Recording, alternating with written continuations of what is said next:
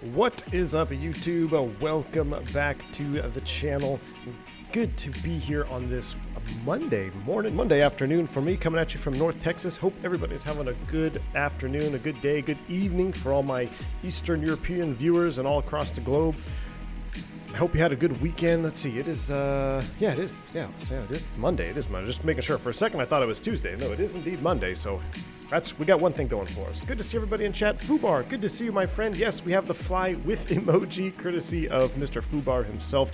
Had to change it from the flyby to fly with, as we are in Microsoft Flight Simulator. Yet again, good to see you, sir. Nikhil, good to see you. Andre Henry, first time flying along in what seems like a year. Looking forward to this one. Andre, awesome. Can't wait to have you aboard, man. Welcome aboard the flight down to... I don't even know how to pronounce the airport. We're going to leave it at that. But glad to have you on board, Andre Henry. Good to see you. Welcome. Doogie, Scott, good to see you too as well. Flight 477, always a pleasure, sir. Welcome. Thakbraz, what is up? Good to see you, man. Good morning to you, sir.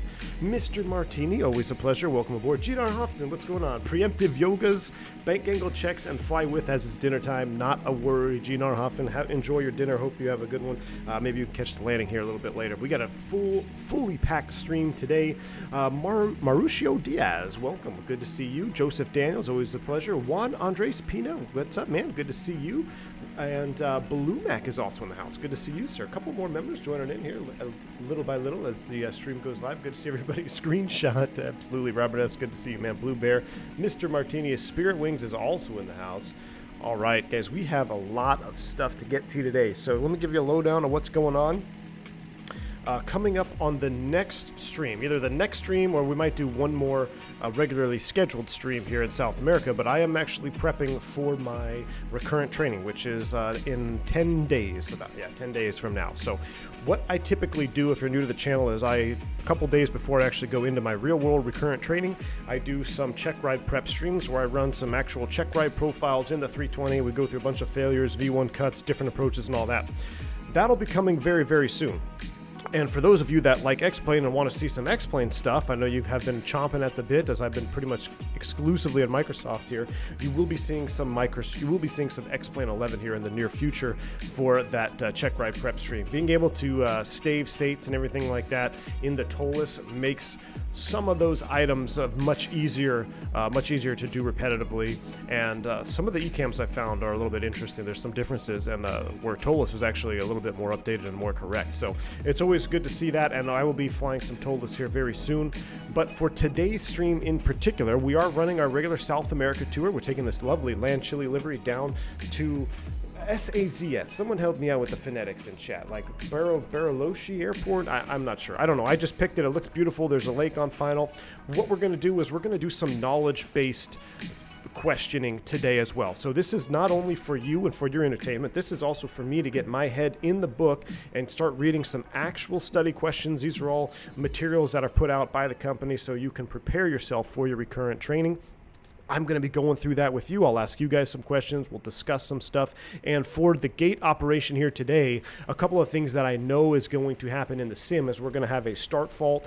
We have to do a ground air start, and then we have a manual engine start, and then we have to do a crossbleed start. So I did that at one of the first streams in the Phoenix. We're going to be doing that again today. So you're going to see all that live again if you missed it. There is quite a lot of stuff that needs to be accomplished, a couple of extra checklists that we need to do. So this is going to be an action-packed stream. Well, maybe not action-packed, but it's going to be a information-packed stream. I got my fruity pink Starbucks refresher drink here, courtesy of the wife. Shout out. Always a pleasure when she stops and drops off little treats like that. So I'm excited. I'm juiced up. I hope you guys are ready. And of course, before we get in the cockpit, I don't want to get too far away from the airplane here, but just take a look at this airport, man. This is the Latin VFR, Santiago, Chile. I mean, this is a beautiful airport. I believe it's Latin VFR. I mean, just really well done. And one thing I noticed here while sitting here waiting for the stream to start, I've seen probably a dozen airplanes land and take off here. So quite the little busy airport out here in Santiago. So just really cool to see that. I really feel like it's alive. I mean, look at that. Look at the horizon. Look at that. We got some low cumulonimbus clouds, and you've got some rain shafts out there. You got blue skies over here. Just absolutely, just Beautiful. Love it. Absolutely love it. Thank you. It's Barry Loche. Barry Loche? Barry Loche. Thank you, Chaos. Appreciate you, man. That'll help. Bariloche Airport down in Argentina. So let's get this show on the road, shall we? Romulus, what's up, man? So are we going to be scaring the passengers today? Romulus, we're going to try not to. We're going to try not to scare the passengers today, but there are no guarantees. Mr. Martini, 13 months. He's got his new badge. Awesome. Proud to be a sponsor. Quality content for 12 plus months. Mr. Martini, you indeed have been around for quite some time, been a member for a very long time, 13 months. Thank you so much, man. Those new stripes look good on you, my friend. Thank you for your continued support as a commercial pilot. And for those that are members of the channel and haven't checked out, I did release just a quick little shorts video today. I actually put it out yesterday or last night for the Discord. Today it's up exclusively for members only, so make sure you check that out. Doing a little party. We went from, let's see, New Orleans, Dallas, Vegas, going westbound, flying into the sunset all day. So just thought I'd put a little shorts video up for you. Hope you guys enjoy that. Trevor says, tips for my check ride prep. It's coming up. Well, here you go, man. If you're taking a check ride in the 320, this is the stream for you. So let's start from the top. I have to configure some of the box stuff down here, but we're going to get some power on the airplane first. So let's go ahead and do our originating receiving flows, basically come into the cockpit here, and I'm going to kind of slow down on the flow. We're going to actually do the actual flows now. So we want to make sure that the landing gear lever is down, engine modes are off. That's in normal. All the radar PWS is set accordingly. And then the landing gear lever is down. You can see here that we can tell batteries are not on because there is no green triangles in the landing gear, and there's also no power to the ISS, and a couple other lights as well. Up to the overhead panel, make sure the windshield wipers are off. This is something that's overlooked, but if somebody were to accidentally, I guess, I don't know how it would happen, but the whole point, the windshield wipers is part of the flow because you don't want to power up the airplane with the wipers on. You don't want to run the wipers on a dry windshield, so that's just a part of the check there. Then we go straight up to our batteries. Ooh, we're getting close. 25.7 and 27.5. Remember, we're looking for 25.7 volts or 25.6 volts and greater. So we're very close to having to do a battery charge, but we've got proper charge there. Let's go ahead and power both batteries on. With both batteries on, you can see it drops 25.6. We'll go ahead and turn on the external power. As the external power comes on, let me juice up the sim sounds a little bit here so we can hear the internal sounds. Airplane comes to life. Absolutely love it.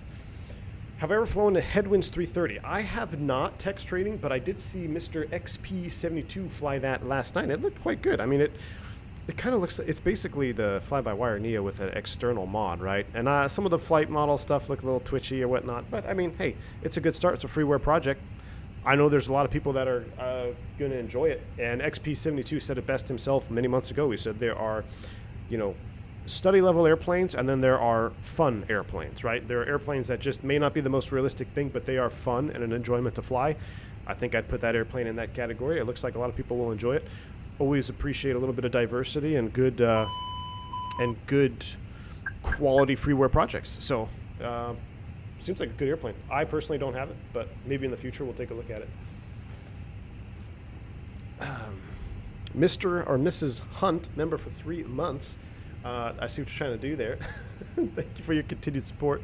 Appreciate you. Welcome to the channel. Itching for a heavy. Yeah, I know. Definitely. 25.6, that is the minimum, Blue Mac, correct. So 25, it's weird the way they write it in the book. I don't know if it's just a French thing, but it says it has to be greater than 25.5 volts. So I don't know why they just don't say 25.6 volts or greater. In the book, the number is 25.5, but it says greater than. So you are correct, it's 25.6. It's just kind of weird how they have it in the book. All right. Well, let's continue with our flow. So up to the overhead, that is on. So electrical power is on board the aircraft. From there, we're going to come down here. We're going to take a look at some of our additional switches. That looks good.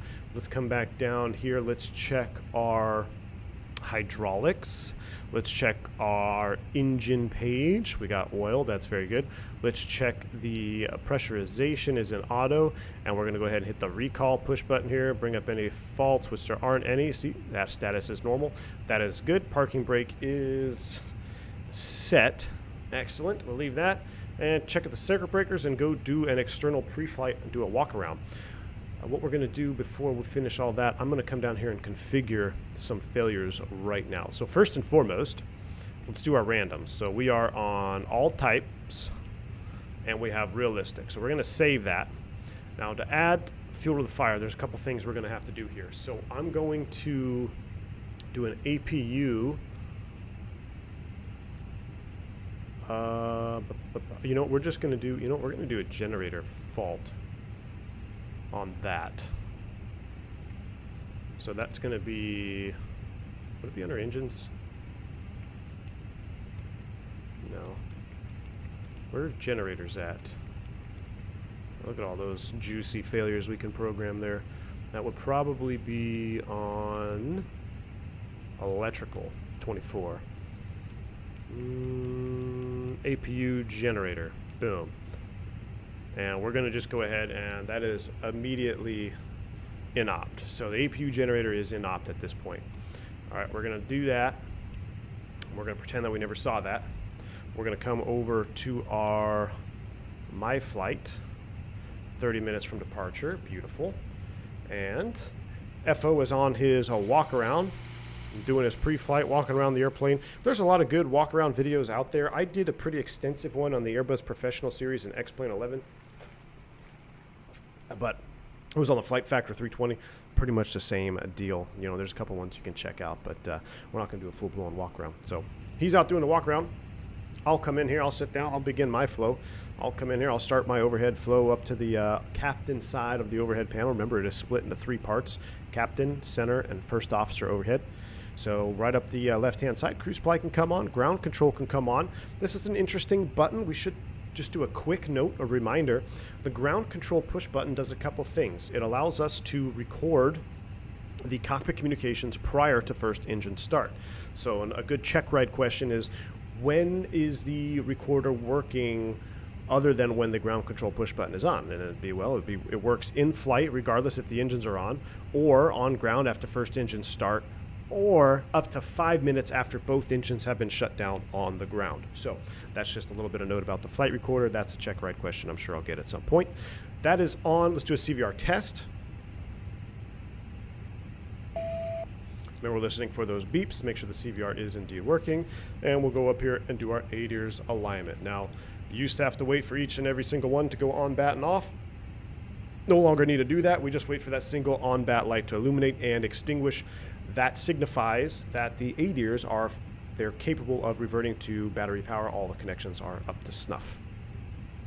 Did you hear XP72 had an engine, one failed mid-flight, he was able to restart like a champ? Mr. Martini, I did. I actually tuned into that stream a couple different times, and I tuned in right when he identified that he had an engine out. But he did the right thing, started the APU. He sounded like Captain Sully Solenberger, man. He's like, I'm starting the APU. Started the APU, got the engine relit like a boss. So, you know, he's definitely got the Airbus down for sure. All right, let's do auto here. Nav position 1, seatbelts, no smoking to auto. Arm the emergency exit lights. This is another good check ride question. See if I can put it oh, Christy's back in the chat. Christy, what's going on, man? Good to see you. Hope you had a great vacation. I saw the food that you posted. Absolutely phenomenal. Made me really, really hungry. But awesome to see that you're back, man. Hope you had a good trip. Hope you're feeling well.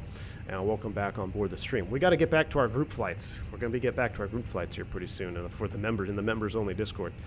Anyway, the emergency exit light switch here. This is something that is another popular check ride question. Is why do we put it in the arm position? I'm going to leave that one to marinate for you guys in the chat. Why do we put this in the arm position as opposed to, you know, why don't we leave it off or the on? I mean, that's kind of self-explanatory, but what happens in the arm position? There's something that's, the correct answer is pretty obvious. Why we put it in the arm position. See if somebody got that in chat. Anything will continue up here. Landing elevation is in auto. Everything else looks good here. Fuel pumps are off. Our voltage is good. This is when we would do our battery test. So let's go ahead and do a battery test at this point. To do a proper battery test while we were on GPU, I'm going to pull up the electrical panel, or electrical page on the Synoptics display, SD. And what we're going to do here is kind of a bad camera angle, but basically you have battery 1, battery 2, and you see we got volts and amps. I'm going to turn off both batteries, and I'm going to turn them back on. We need to see less than 60 amps decreasing within 10 seconds. So let's go ahead and give it a test. We're going to go batteries off, and then we're going to go batteries back on. And if we look over here, there's 60, 10, 9, 8, 7, 6, 5, 4, 3, 2, 1, 0. Well, see, so we have more than 60 amps. So that would be a failed battery charging test. So what I'm going to do is we're going to leave the ground power on. We're hooked up to ground power.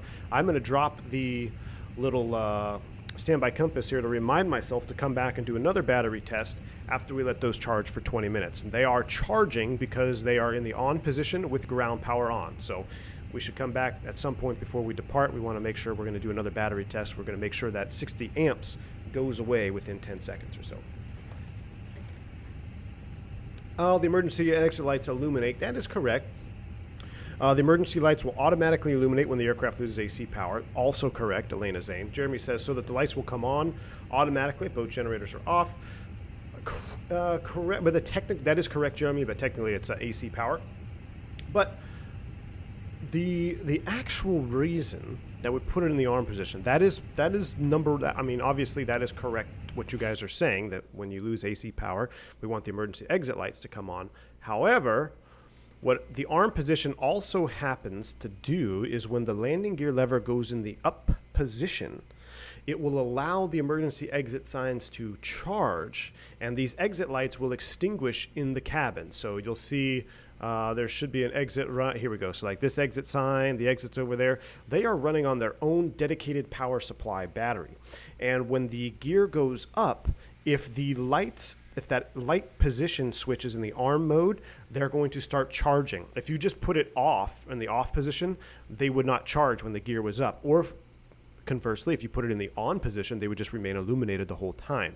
So yes, you want to arm them for when the aircraft loses electrical power, but the check right question that they want to hear the answer of, well, when the gear comes up, we need to recharge batteries for emergency exit lights in case we do need them if the aircraft loses electrical power. So you guys are not incorrect, but that is what they typically look for in that check right, is they want you to know that, hey, that's part of the charging. And next time you're a passenger, take a look at it. After you go positive rate, gear up, ding, you're going to hear the gear go up and you'll hear a ding in the cabin. That's the SIDS, the part of the systems, and you'll see these exit lights will extinguish, and that means you know that that they are actively charging now. So anyway, continuing on up the overhead, let's do a fire test.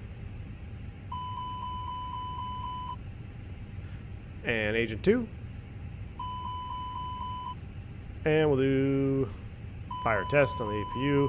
Up the right hand side, everything looks good as well. And of course, we want the PA knob out and on. This allows us to record all of the cabin announcements from the flight attendants on the CVR. So that's why that knob needs to be out and on. And the reason we put it out here on the ACP3 is because you don't want to actively be hearing the PA stuff in your headset. So, I mean, the same would be accomplished if I turn this PA knob on down here. We would record all the announcements on the CVR. However, you don't, when you're flying and talking to ATC, you don't need to be listening to what the flight attendants are saying. So that's why we put it on ACP3 up top. Exactly. AA Ronnie says, was wondering what that ding was for after gear up. Exactly. So that's what's happening. All right. I have a feeling we're going to be late off the gate, but that's okay because I think I actually want to change this to have a sunset arrival. But anyway, let's go ahead and do an ATSU. I'm kind of skipping ahead here. ATSU, flight init. I'm going to pull this here. We're going to do an init data request. That's going to load that in. This isn't technically how we do it in real life, but for sim purposes, we'll do this here. Boom, boom. And then I'm going to put this one back on the ACARS page so I can receive messages from over here. This is a prelim load sheet. We'll accept that. Beautiful. That looks good. Go back. While I'm down here, let's go ahead and get a weather. SCEL. We'll send that off. Bring that back to this page here. All right. Continuing with our flow, we did the overhead down to the center pedestal here. We are initialized. Radio is on. We should be on Unicom 122.8. That is set. I don't need these integral lights here. We'll go ahead and turn them down a little bit. Don't need the floodlights either. We'll go ahead and turn that off. And we'll turn off the floodlight over here. And then we're going to double check here. Pressurization is in auto. And want to check our hydraulics are properly serviced. Very good. And the engine page, boom, it's already done. So we've already checked that twice. Off, normal. Parking brake is on. For now, that looks good. All right, so that flow is pretty much complete. Now we can go ahead and start the rest of the process here. Let's go ahead and go ground services. We're going to be a little bit late off block, but that's fine. I'm going to change the time anyway of the sim. So we have 143 people planned. Let's go ahead and load aircraft. Is it loading? Did I click load? There we go. Real time, 24 minutes. We'll be a little bit late off block. That's fine.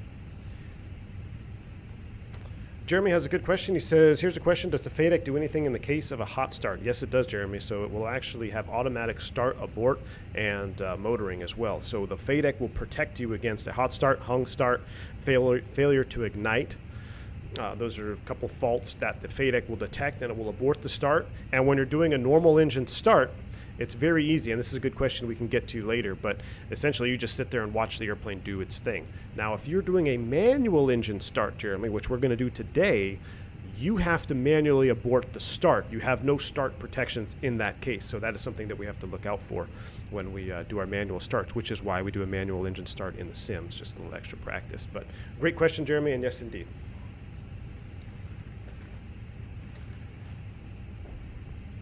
All right. Is Streamlabs working? Streamlabs seems to be working for me. Is it working for you guys? Hope it's working. Everything seems to be fine up here. All right, real quick, let's go ahead and finish up the box here.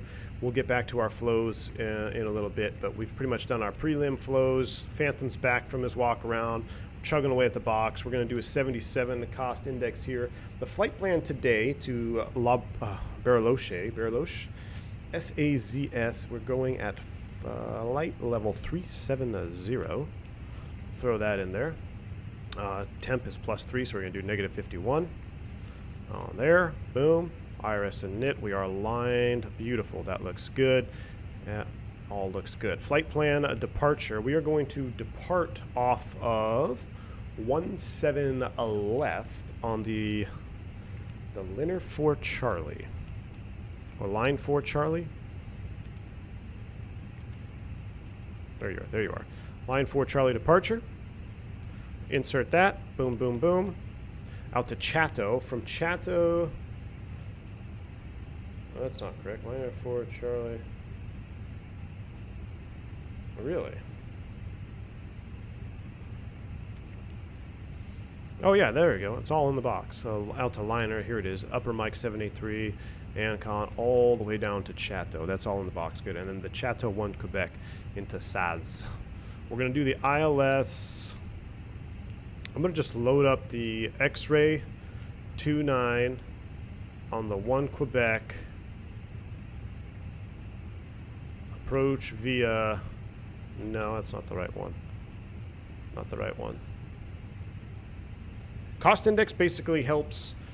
Cost index is an efficiency number. So basically, the higher the cost index, the more fuel you're going to burn, the faster you're going to fly. The lower the cost index, the more fuel you're going to save, and the more fuel you're going to save, but the slower you're going to fly.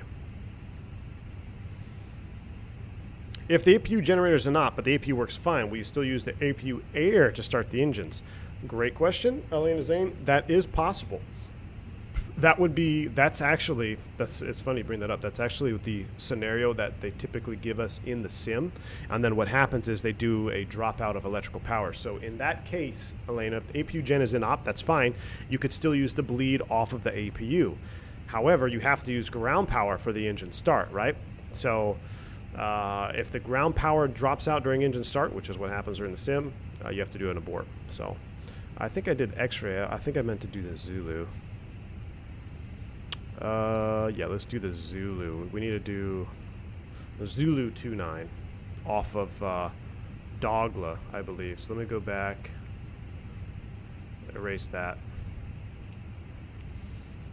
Let's Zulu 29, 1 Quebec, approach via Dogla, insert. That's what we want to see. ILS, yawn. Jeff L, we'll do something different when we get down there. Maybe we can do a visual approach. We're going to fail. I think we're going to fail a DU or something in flight anyway as well when we get down there. We got a lot of stuff to cover. That doesn't look all that good. Let's see. Really? What's going on here? After Chateau.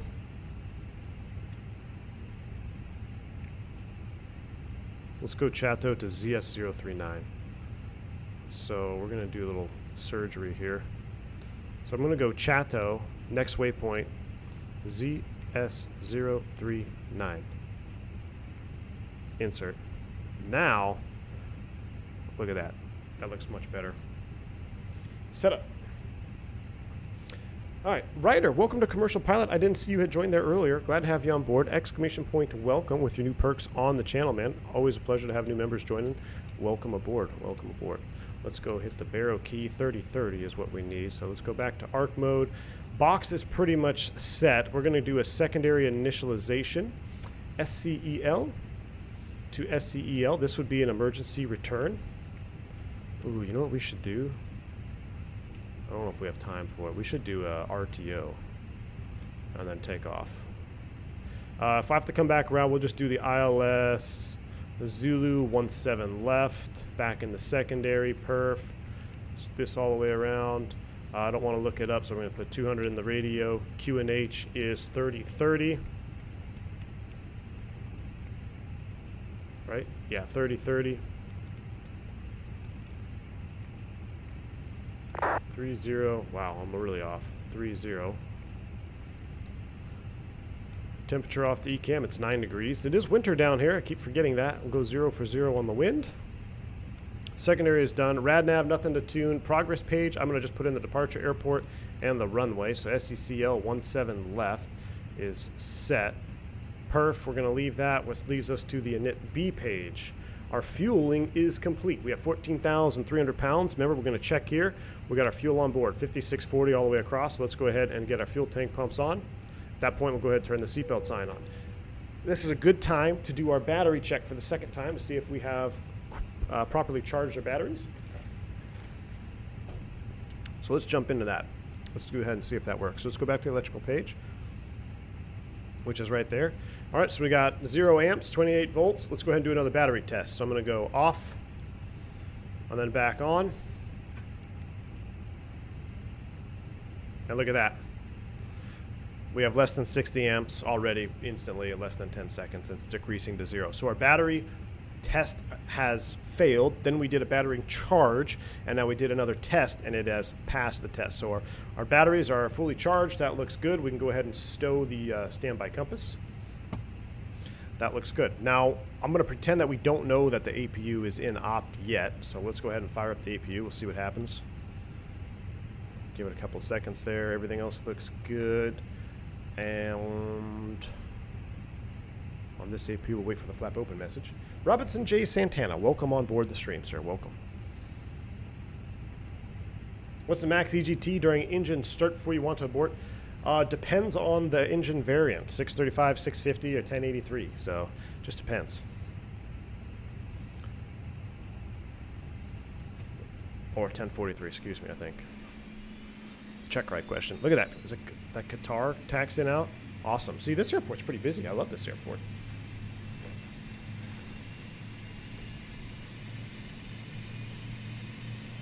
So with an APU gen out, you really won't know until you try to put the aircraft on APU generator power.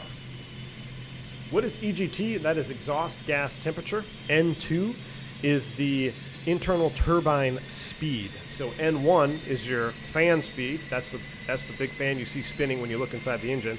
And the N2 would be the internal compressor fan, which is in the hot section.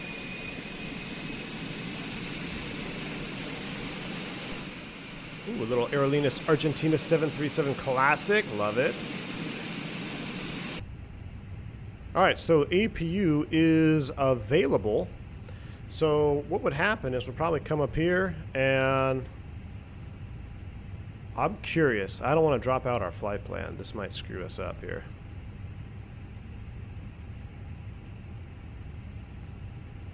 I'll probably drop out our flight plan, so I'm not going to do it. But you could tell before if we have, let's see, what we got a status message for?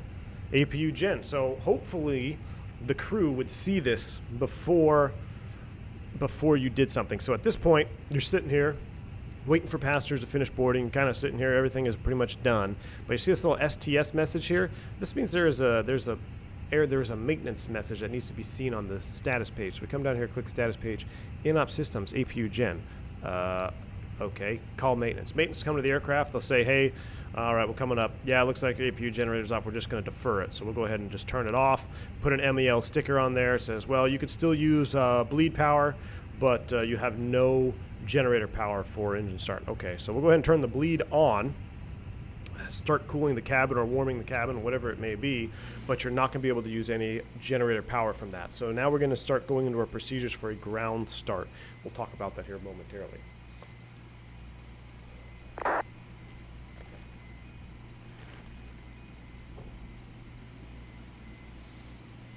If you're working with RB211, you also have N3. Exactly. Exactly. Are you flying a second leg today? No, Mr. Martini. We're going to be one and done today.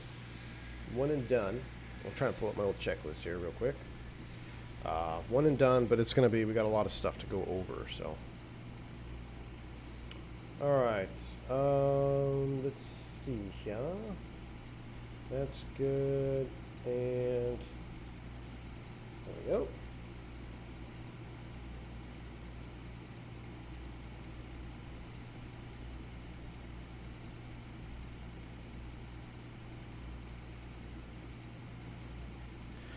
All right.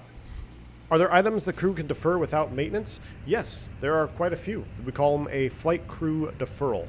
So small items, you get on the phone with maintenance, they'll say, okay, yeah, we're going to defer this. This is what you do. Put a sticker here and I'll fill out the book. So yeah, there are a lot of little things that can be deferred from the pilots. We call them flight crew deferrals. All right, 10-9 page here. This is what we got. We're going to taxi out 17 left.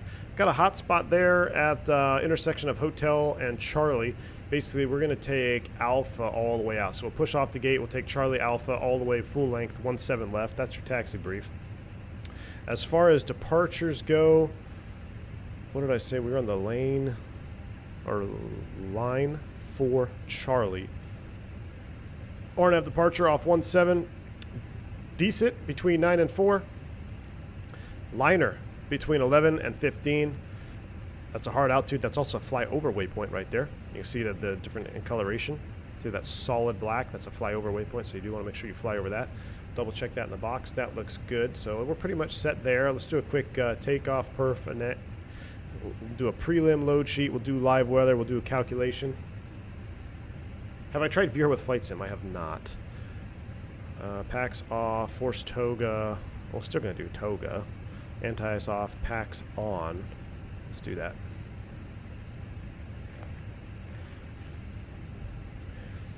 There we go. So that looks like we've got a flaps 3 takeoff today. Interesting. All right, we'll go back to the weight and balance. Aaron Hastings says, I noticed when starting engines on the Phoenix, the fuel flow settles at 420 kilograms an hour, equivalent freedom units. I'm not sure what that is. When it comes a veil, it instantly drops to 200. Is that accurate? Aaron, speaking foreign language with the kilogram units there, I will take a look at it. We're going to monitor it today, and I'll be able to know. Now, I don't know, instantly dropping anywhere, that's doesn't seem all that accurate, but I'll have to, we'll look at it. Let's see if I can pick anything, any discrepancies up today on engine start. All right.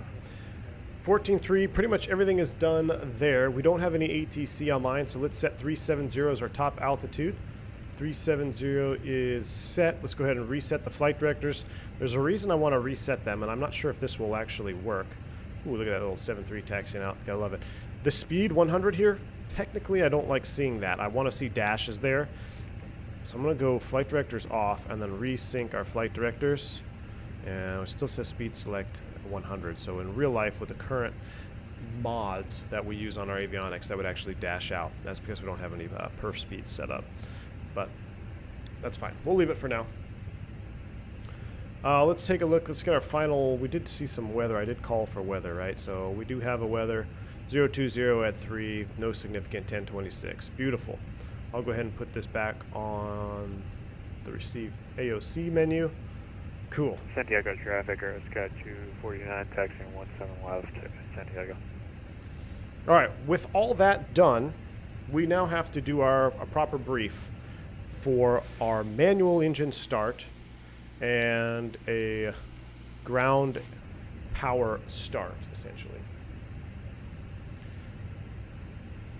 Ryder before I do that, Mr. Ryder coming in with a $14 donor. Thank you so much, man. Appreciate that. He says, love everything about your videos. Your passion for aviation is clear. I just accepted an offer as air traffic controller in YYZ. If you ever fly to Toronto, maybe I'll talk to you in the future. Ryder, that's fantastic, man. Congratulations. Thank you so much for your donation here on the channel. I will indeed be looking forward to flying up to Toronto at some point. That is Toronto? YYZ? Forgive me if it's not Toronto. But congratulations, man, and thank you again for your support. Glad you're enjoying the content here on the channel, man.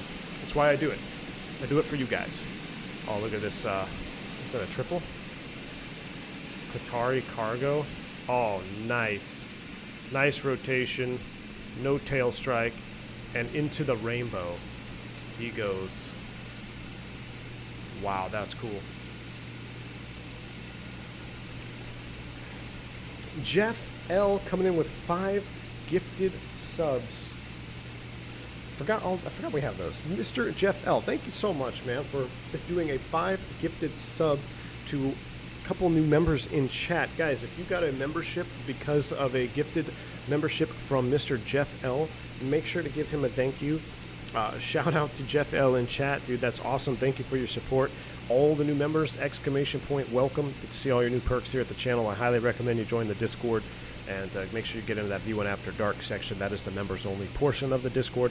I post all the videos and stuff in there for the members only and the shorts videos and all that good stuff. So really generous of you, Jeff L. Thank you so much, man. Appreciate you.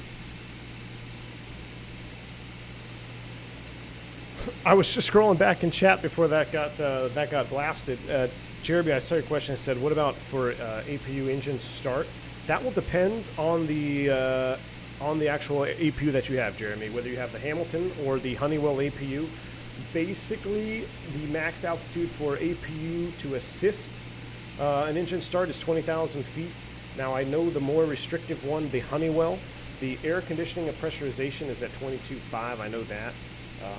Now, there is a chart that we could use that we could look up for engine start with an APU, but pretty much the max altitude to assist an engine start for both APUs, it's 20,000 feet, so you got to be below 20. But remember, you really are going to be using a windmilling start when you're flying. You don't really need the APU to start up the engine because that when you have your forward airspeed, you can windmill those front blades, so you can spin up the engine with airspeed. You don't really need the APU per se to assist with an engine start, but I mean it couldn't hurt. But yeah, 20,000 is the limitation on that for the most part.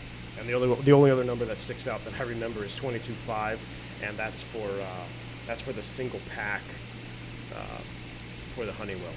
So, all right, let's get back to our briefing. Sound like they're getting there. Mr. Robinson, well, chat is going crazy with the gifted subs. Thank you so much, Robinson. Jay Santana, another 5 gifted memberships to 5 more lucky members. Thank you so much, Robinson, for donating 5 members. Make sure you give a shout out to Mr. Santana for gifting the memberships to you guys. That's very awesome. Exclamation point, welcome. Hope you join the Discord. Check out the members only content on the channel. Awesome to have new members being gifted out. That's awesome. Thank you so much for your support, man. Merry Christmas in July, exactly. All right, we need to get off the gate here. So let's see, external power.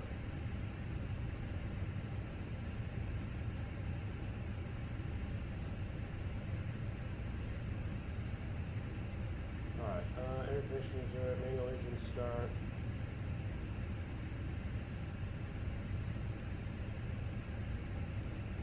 Santiago traffic at Argentina 87, line up runway 17. All right, so we're going to do a manual engine start. We have time. Okay, so for the manual engine start procedure, and there's really no reason we need to be doing this today, but we're going to do it because I'm going to do it in my check ride.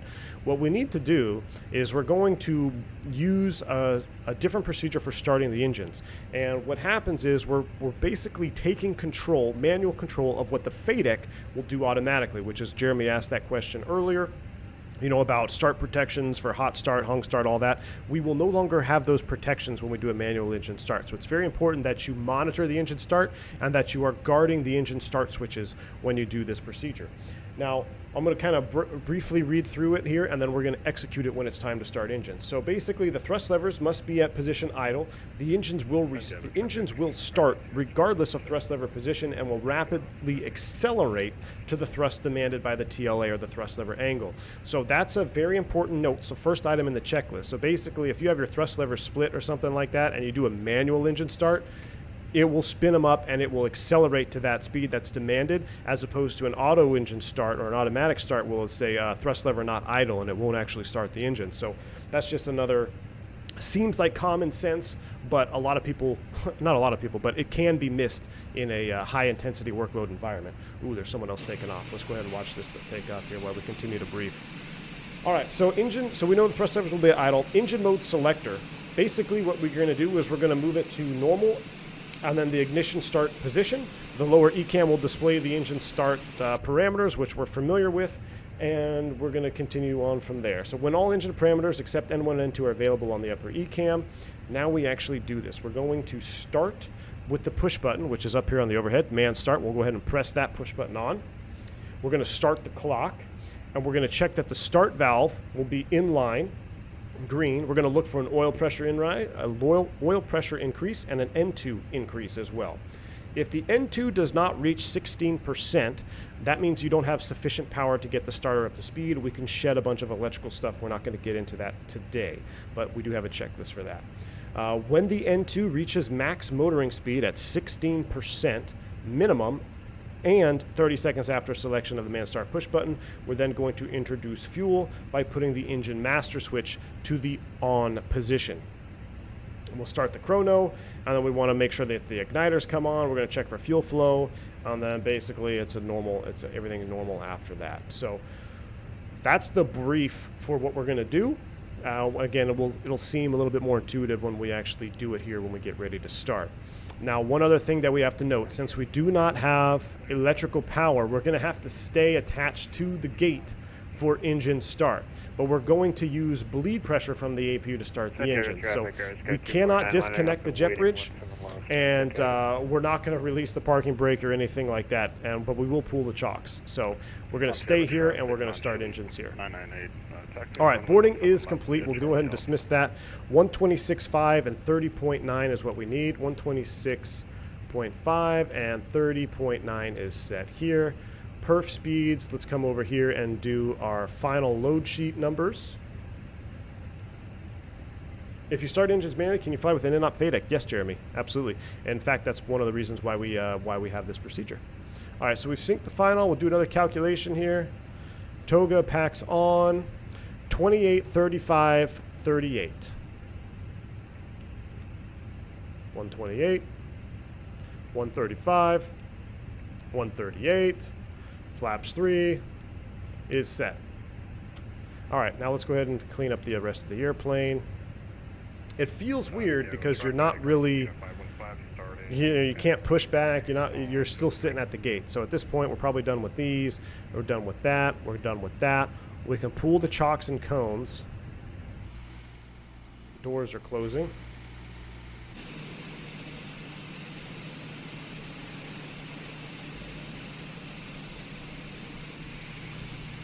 No, you can definitely have an in-op channel in the FADEC. I guess I should say channel, not really the whole FADEC, but you can have an in-op FADEC channel. Santiago traffic, air taxi 280 is starting push and start. Air taxis, awesome. Santiago traffic, air sky 249, takeoff on 17 left. Santiago. Maze shock, it's exclamation point welcome. Exclamation point welcome is what you're looking for, the command you're looking for. All right, that is done. Now I'm going to go ahead and close the left door. All right, so that is closed. So at this point, we're actually going to bring up the juice cams here so you can see what's going on. And just like a normal, pretend that you're already pushing back. Let's go ahead and run through our checklist. So 4-star checklist, windows, doors, and slides. Close and arm. Beacon on. Thrust levers idle. Parking brake is on. Transponder is going to, we'll put it TARA because we're on ATSIN. Traffic. Okay, no we won't. We'll go ahead and just put it on standby, like we would in real life. Before start check is complete, let's go ahead and give them a call, let them know we're going to be starting engines here at gate 26. Santiago traffic, land Chile 357, we're going to be starting engines here at gate 26. Alright, so he's pushing back, we're still connected. Now we have to do the procedure that we just briefed. So, we'll pull it up again. I know this seems like a lot, but again, I'm trying to do this because this is not only for your entertainment, it's to help get the flow of my my thought process back to what I'm going to be doing here for a recurrent. So thank you for hanging tight with me, guys. I know it's not the quick get in, get off the gate in 30 minutes and go flying. We gotta cover our bases here. All right, cockpit to ground. Are you guys ready for engine start? It says, Captain, yeah, everything is closed up here. Chocks are pulled. The ground power is still connected. You are clear to start engine 1 whenever you are ready. All right, we are going to be starting engine 1, and we'll call ramp now. All right. So basically the communication has been done. They know we're starting up. Let's go ahead and do it. So confirm, thrust levers, idle, engine mode to norm, and then ignition start. Ignition start. We're waiting for all the amber X's to go away, which they did. Now I don't know why in the Fenix it does that. It kind of alternates, like it can only stay there for a few seconds. Just ignore that, just a sim limitation. All right, engine man start push button switch to on, and then we're gonna start the chrono. So engine man start push button switch, on, and start the chrono. And you can see the N2 is on the rise.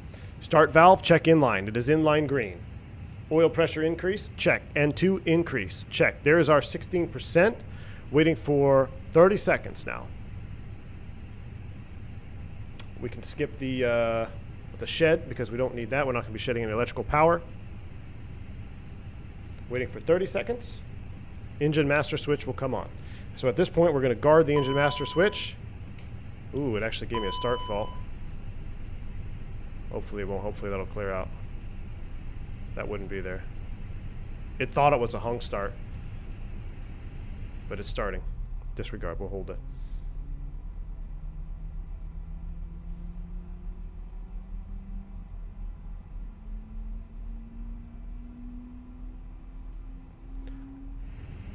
There we go. So that's the ECAM you would get. Yeah, so it thought it had a hung start there. That's why it said start fault. But that wouldn't happen in the real airplane.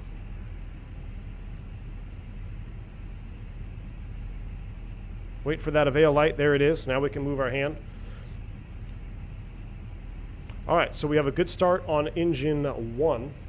At this point, we can reset the chrono, so we'll go ahead and turn that back off. We monitored A and B, fuel flow, blah, blah, blah. 20 seconds maximum after fuel flow. That's all been checked. N2 is 43. Everything else is done. So engine parameters check normal. Secondary parameters check normal. The gray background on the N2 has disappeared. Man start push button switch off. And engine mode start, or engine start mode selector to the normal position.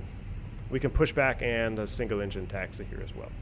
All right, when no other engine requires needed a manual start, we can restore any systems that we shedded for electrical power, which we did not, and then we can resume our normal engine start procedures. So at this point, we do have a company message. Let's accept that. That's the load sheet.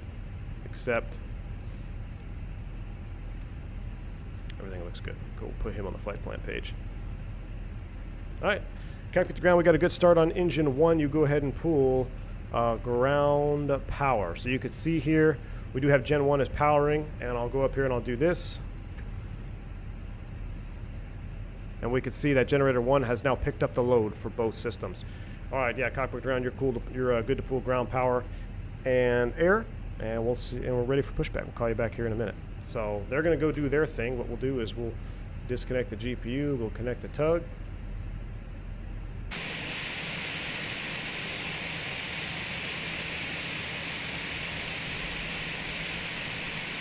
You like those Throttletek engine start switches? Carter, what's up, man? Says, Whoop, this is an X-plane.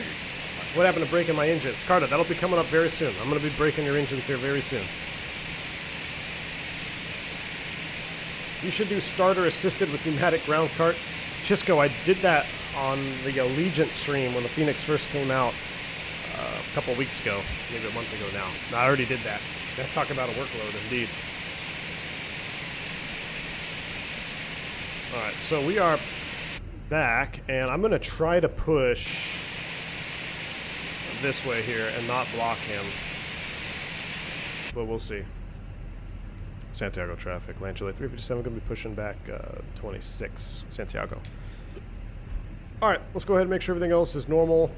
I'm not going to configure any flaps or anything. We're going to leave that in that position. Let's go ahead and commence pushback.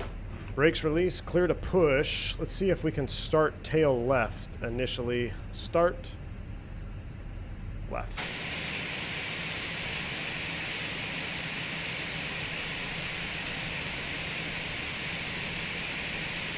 I don't want to block him. Technically, I'd have to hold my push, but I think there is a little something going on here.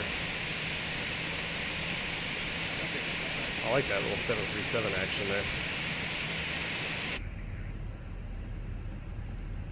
Straight, and then a little bit more left. Beautiful. Straighten it out, and we'll go ahead and stop.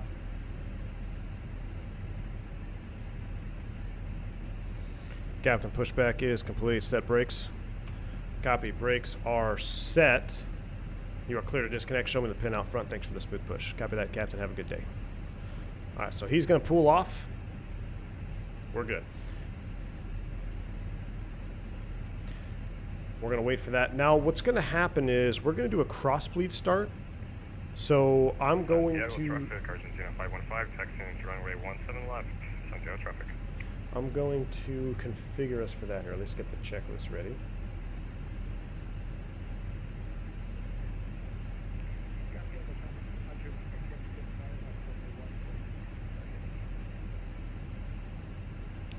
Crossbleed engine start. So we know we're going to do a crossbleed, so let's go ahead and... I don't know why that's off. That can come on. APU bleed can come off. And APU master switch can come off as well. Yellow electric pump can come on. A little bit out of order here. We're going to go speed brakes, arm, flaps 1, 2, and 3.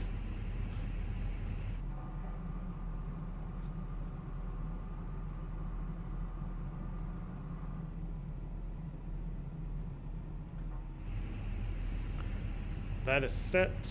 We are ready to taxi. And then we're going to do a crossbleed. So I need to find a good spot to do that. Let's go back to our 10.9 page. 20-9. All right, so what we'll do is why don't we taxi out, and then we'll transition to Kilo. That way we're out of everybody's way, and we'll do our crossbleed start here on Kilo, and then we'll pick up on Alpha and taxi out. So that looks good. We're going to taxi to 17 via, what is this, inner? Is this Kilo? Yeah, via Kilo. Yeah, we're going to go via Kilo and stop, and then we'll do a crossbleed. Santiago traffic, Land Chile 357. We're going to taxi to 17 left via Kilo. We're going to do a crossbleed there on that intersection of Kilo and Lima, Santiago. All right. They're done. They're done. Nose light can come on. Brakes released. Let's roll. So remember, we only have one engine, so only got a little bit of juice. Let's go ahead and spool it up.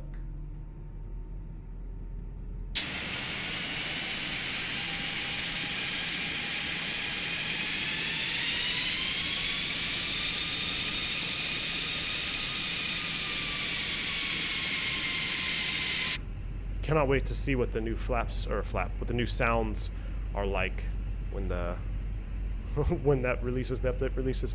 GNR, what's going on, man? Dinner's finished. Where are we at? Another leg? No, we haven't even started the only leg for today, GNR. Welcome back. We are taxiing out. We did a manual engine start with ground power, but APU air. Now we're going to taxi out. We're going to do a crossbleed start from the engine 1. So it'll be interesting. We'll do a crossbleed start over here and then we're going to continue on our way because our APU is in opt. We did our manual engine start procedure. We're taxiing out here to the intersection. I got to turn on feed pilot just a tad. Well, that's fine for right now. Keith says, I've currently studying my 320 FCOM for my type rating, and your videos have been very informative, fun to watch. Awesome, Keith. Santiago traffic, air taxi 280 is taxiing to runway 17 left. All right. Diego says, Throttletek Quadrant made of aluminum. So the base plate and sides are all metal. The top, I believe the top is also aluminum. And then the pretty much grips and levers are like a hard resin. Don't forget the QNH. 3030 is set, which is 1026. So 1026 set all three sides. All right, so we're Kilo. Hopefully most guys will go out there. We're going to do a crossbleed start here on Charlie. Or I'm sorry, on Kilo, the intersection of Charlie. Ooh, there goes that 737 too. I mean, it's a busy airport.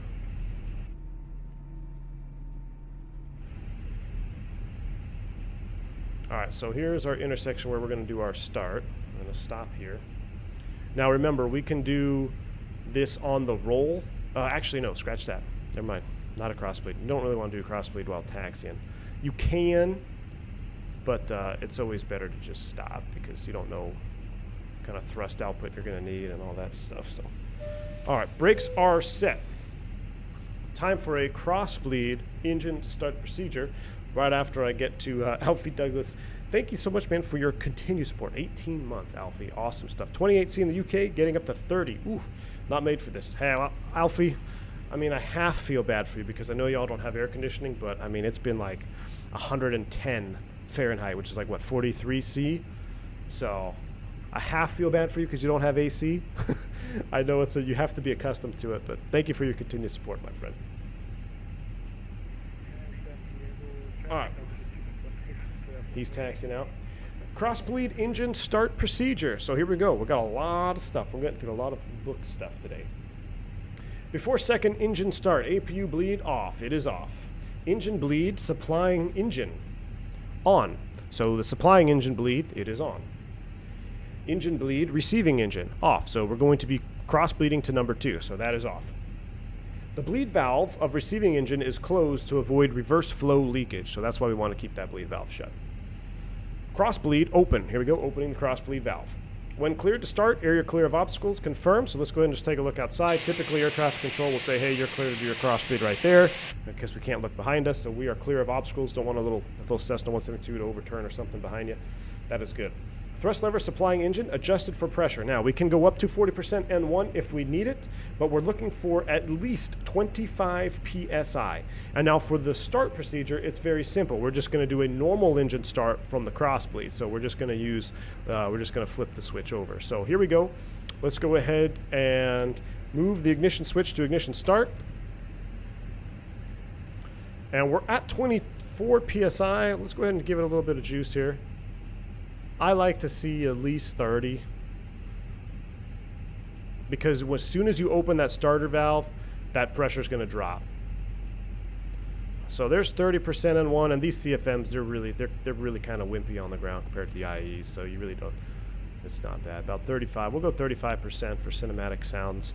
34 pressure down here. Remember, I'm looking down here for my PSI. We got 36 PSI.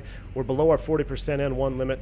Let's go ahead and start engine 2. Now, because this is an automatic start, you do not need to hold the start switch here because you do have your FADEX start protections that we talked about earlier.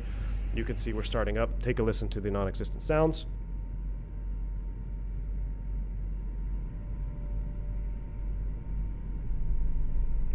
Santiago traffic, air taxi 280 is departing runway 17 left.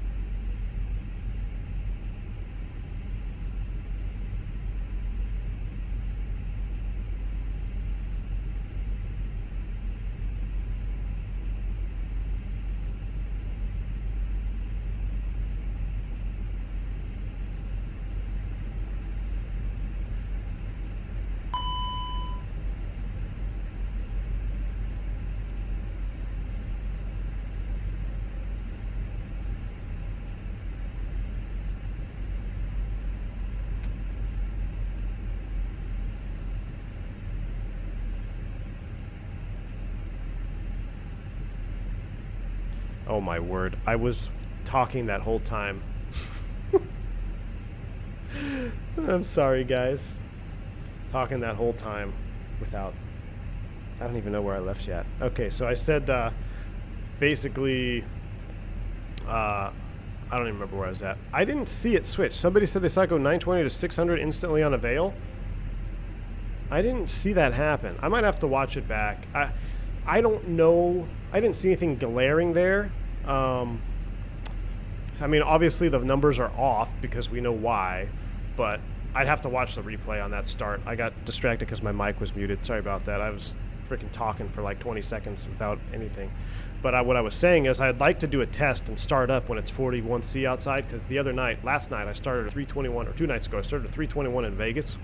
It was 41C outside, and we hit like 610C on the startup. I thought we were going to get a hot start just on a normal engine start. I'd be curious to see if this EGT on start reacts to outside air temperature. But anyway, that air bleed is associated, so we'll come up here, we'll turn the engine 2 bleed back on, we'll go auto here, we are idle thrust, basically go through your normal after start checklist, that's normal, we're armed, flaps position 3, overhead panel, electric pump, that should have been off when we set the brake the first time, so that is good. We got an off light, an APU generator, and an in-op sticker. Engine 2 is started. Beautiful. You reround the stream to confirm. Okay, so it jumped from 920 to 600 instantly on a veil. Okay, so yeah, any jumping like that is not realistic. That probably has to do with obviously the engine model, right? Which once they get their custom engine model, I think it'll be much better. We only have a short taxi to the runway, so let's just do the rest of our stuff right here, shall we? Let's do a flight control check. Full up, full down, neutral. Full left, full right, neutral. Rudder, full left, full right, neutral. Auto brakes max. Takeoff config check. Radar PWS is on. Auto, can't move it. TAR A2000 is set. Everything looks good. And what was our trim for takeoff? Down 0.3. Remember, that's not how we set it in real life, but we're setting it that way in the sim. All right, Santiago traffic, Lanchele 347, going to taxi to 17 left of via Kilo. Correction, Alpha. All right, brakes released. Let's taxi to the runway. God, I love having that brake release pedal, or that brake release thing on the Throttletek. So cool. Here we go. My fuel flow dropped from 920 to 600 instantly upon engine 2 becoming a veil. Very interesting, Aaron. Yeah, I would assume that has to do with the default engine model that they've tweaked. Now, these fuel flow numbers are obviously off. They pretty much are like Pratt & Whitney Neo numbers almost. But obviously, when they get their new engine model, the dedicated engine model, we'll have to really put it to the test. Does APU bleed spin the engine turbines? Thug duck, yes it does. It spins the N2 up, which will in turn spin the N1. Got to turn up the cargo heat for the puppies. We don't have any animals on board this aircraft. Can tell from the EFB, but the lack of analog horizon threw you off. Oh yeah, so I went with a newer model 320 because this is what our sim. You know what? I think we actually have a DDR-MI. It depends on which sim center I go to, but this is pretty much the configuration. I'm pretty sure we have the DDR-MI though. I should put that. I could put that back in here. Let's go settings, sim settings.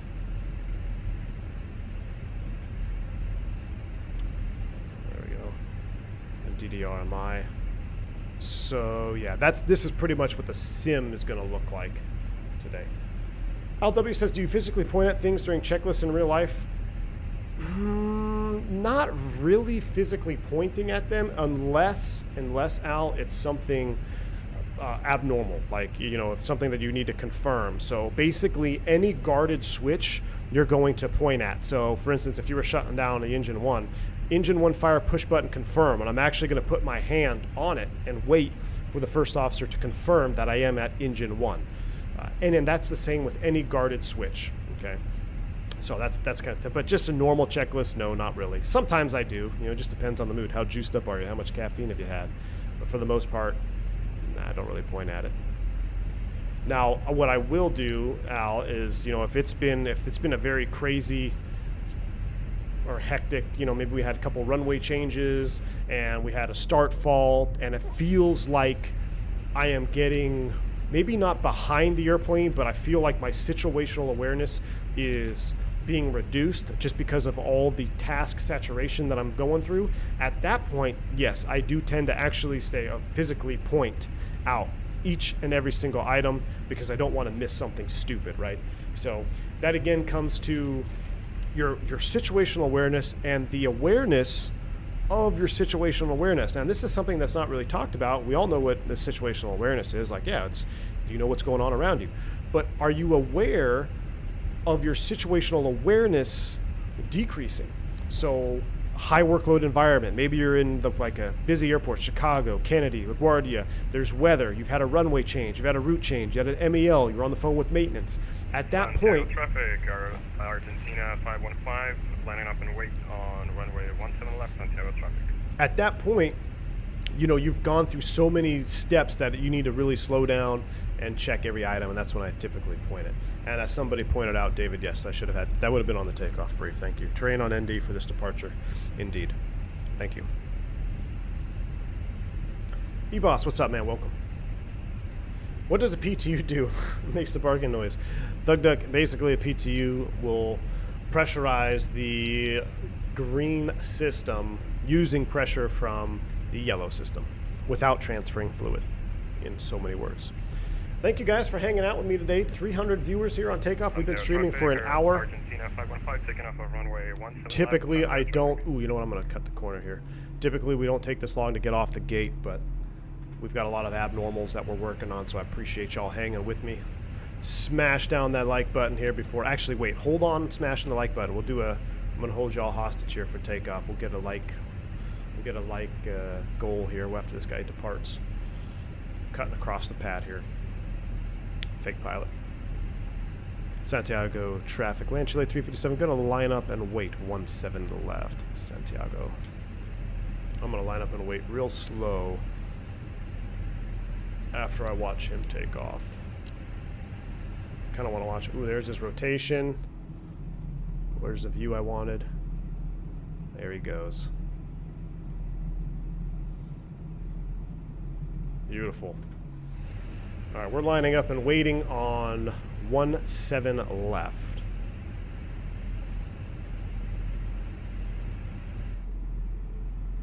Man, I love this airport. I can't wait to come back here in like a heavy or something. We'll do a long haul back into here.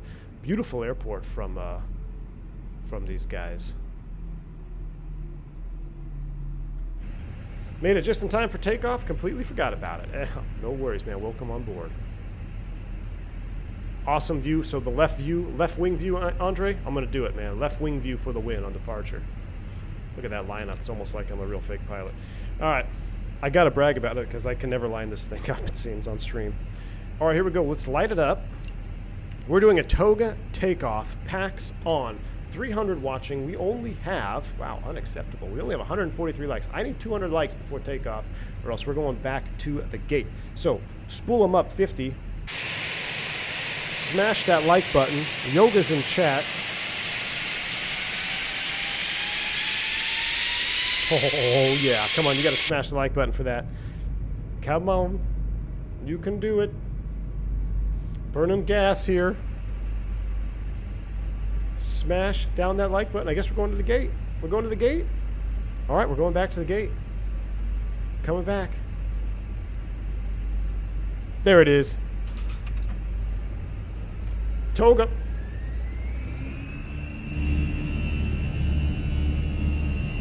Thought we were going back to the gate.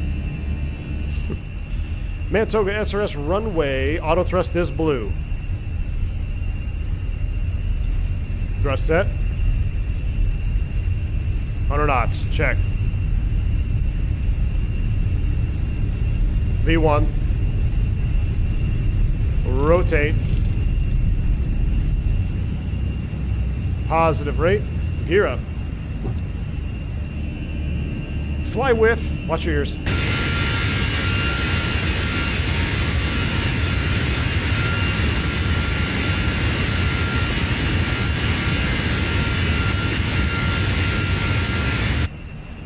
awesome.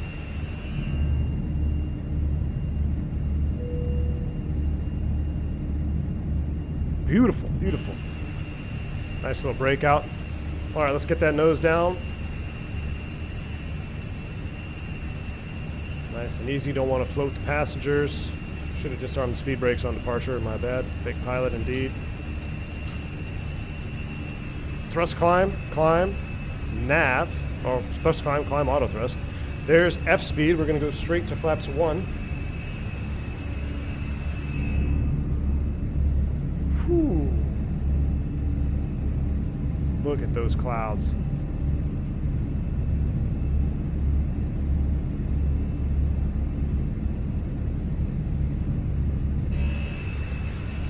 There's S speed. We'll go flaps 0 after takeoff checklist.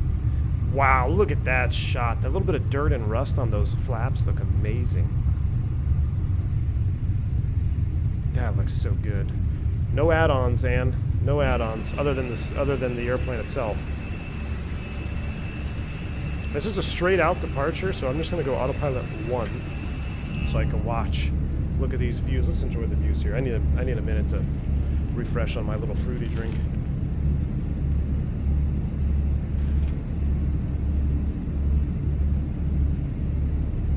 RC, you're going to say I'm official Team Airbus? Excellent, RC. Glad to have it, man. Welcome. Welcome to the right side of aviation. Do you disable the spoilers when they raise the gear? Yes, Russell, we do, per our SOPs. Depends on the airline SOP. Some guys do it clean wing. Some guys do it at gear retraction. I just forgot. I am using FS Realistic. This is my my profile, though. It's very minimum. So yeah, that's right. I do have that add-on as well. Sorry. FS Realistic is part of the add-ons that I have. All right, there's thrust climb climb. We went right through the restriction, or not through it, but we were right in the middle of it, so we can continue to climb. That's good. Let's monitor what's happening here. We're at 8.8. We're looking good. We're behind traffic. Wow, look at the terrain off the left side. Oh, we can't see it though. God, this looks so good. What does auto thrust blue mean? It means that the auto thrust is armed. So if you don't see auto thrust blue, it means that the auto thrust is not armed. There we go. See, the nose is lowering. I can see the AOA change already just on this wing view. So I know I'm at 10,000 feet. Let's go ahead and clean up the lights. We'll go ahead and do a forward call. Let them know we're at 10,000. Come down here. Cabin is climbing. I'm going to go secondary. Copy active.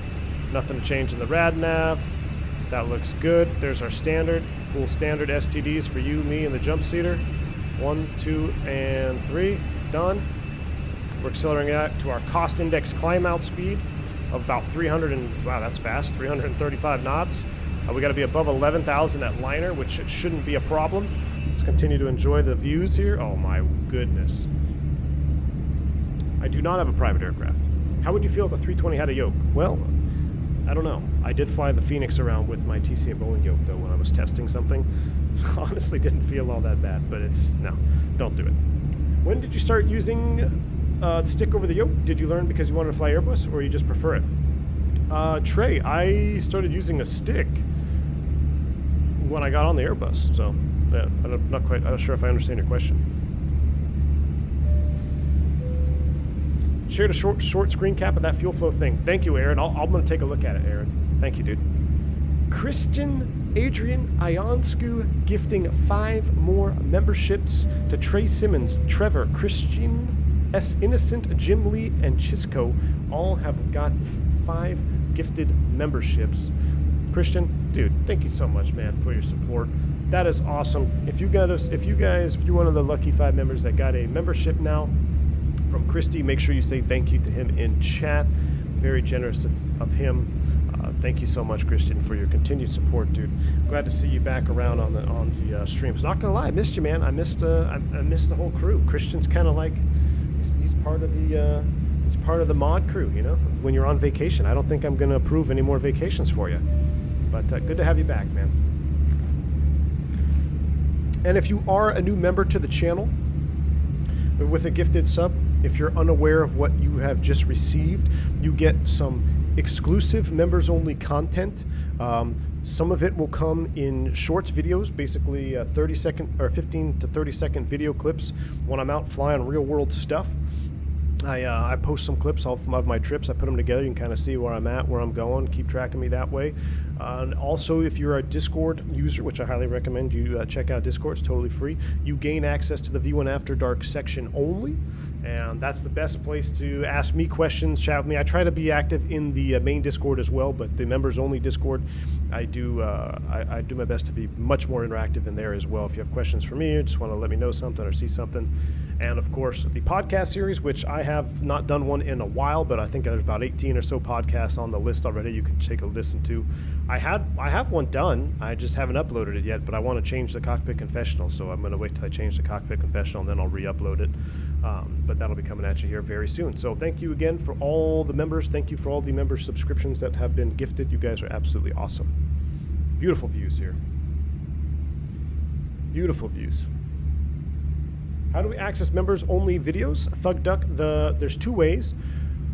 The shorts videos will be, I post them all on the community tab. So just go to the V1 Simulations main page and then click on the community tab. And then you'll see members, because I can post directly to private pilots, I can post directly to commercial pilots, and then everybody. So typically I post a lot of it there, and I also post it in the Discord in the members only section. And then there's if you want the podcast playlist, it's called V1 After Dark, and that whole playlist is for members only. So hope you guys enjoy that. Shout out again to all you guys who gifted subscriptions out. That's really awesome. Thank you. All right, in our climb out, it's a little bit choppy. I kind of want to look out this side here too. I feel like we're slacking, but I mean, this is where the views are. Look at this. So there is some snow going on down here, I noticed. It is winter time. We're going to get back to the systems knowledge here in a minute when we get to cruise. So let's make sure you stick around for that. We're going to start going through an actual basically question file. So what we do at my company is, if I can find it here, we put out training material, right? So when the crews go in for their recurrent training, they can study either profiles and systems knowledge. And by systems knowledge, we have like a master question file. Basically, all the examiners we put all their questions in there, and then the correct answers. So if you study that, you have a pretty good grip on what you can be asked, what's going to be asked of you. And we're going to go through some of those questions today, not only for you to learn, but for me to refresh my memory, because this is legit for me getting ready to go back in the sim. So. Alexi Rastas, a 15-month membership subscription celebration. Thank you so much. This background lurker here again, this long already. Thank you so much for your continued support. Background lurkers, totally fine. You guys are awesome. I know there's quite a few out there that don't really want to interact and chat, totally fine, but you're a subscriber and a member and you support the channel. You guys are awesome. Thank you so much. So if there's more of you out there that have been around the channel for a while and you don't really talk and chat, totally understandable, but just know that I appreciate your support as well. Thank you again, Alexi, for your continued support. Bringing in some tourists to do some ski resorts. Exactly, Javier. Exactly. All right, so we're looking good here. We are kind of catching that guy a little bit quicker than I wanted to, but we should be all right. We should be all right. Let's do a quick check here. The systems, engines, bleed. That looks good. Electrical is good.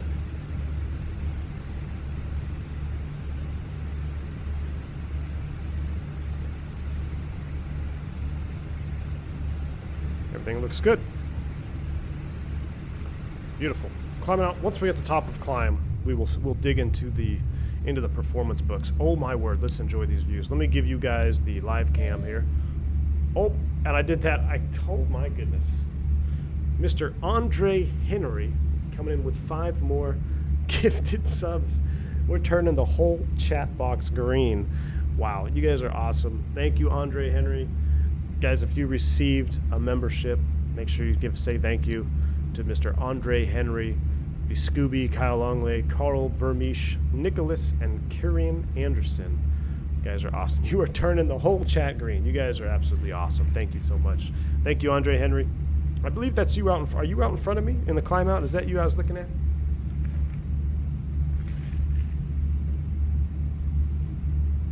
Man, we are looking good though. Let's go ahead and turn this down just a tad. We're not going to have tunes on the whole time, but we'll get a little bit of get a few tunes on here. Turn the sim down a little bit more. Just until we get to cruise, and we're going to crack open the books. I'm going to... Oh, Javier, you're in front of me? Awesome. Okay, cool. We'll see what questions we're going to ask. Your land 998? All right.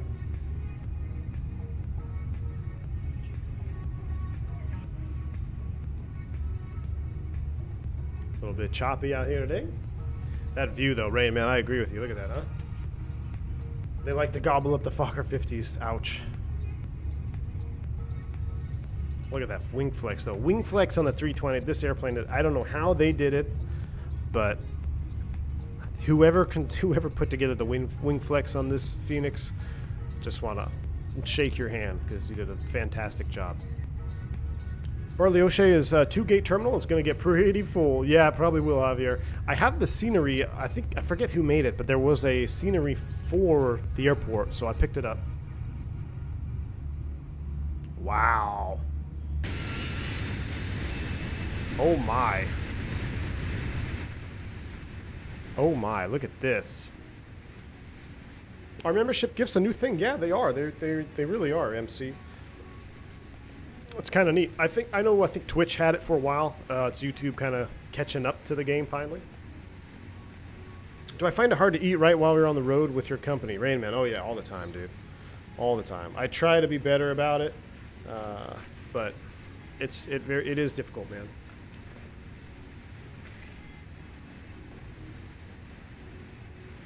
Wow.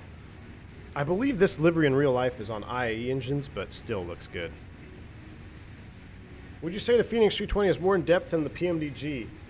Oh, that's a tough one to answer, man, because I haven't put the PMDG through its paces with its failures. But what I know about PMDG, I would say it's pretty comparable. I don't know if you could say one is more advanced than the other. I'm really not qualified to say that about the 7.3, but I really like the PMDG as well. It's a really good airplane. Yeah, Simulation Extrema. Hopefully I said that right. They have a couple more airports in the southern tip. Awesome. Let's see, what should we start our chat? Should we start with flight control laws? Kind of basic stuff. We'll do some flight control questions. We'll talk about the Gypwiz panel. We'll actually start with the Gypwiz panel because that's a good discussion, especially with all the terrain that we're flying around. Wow.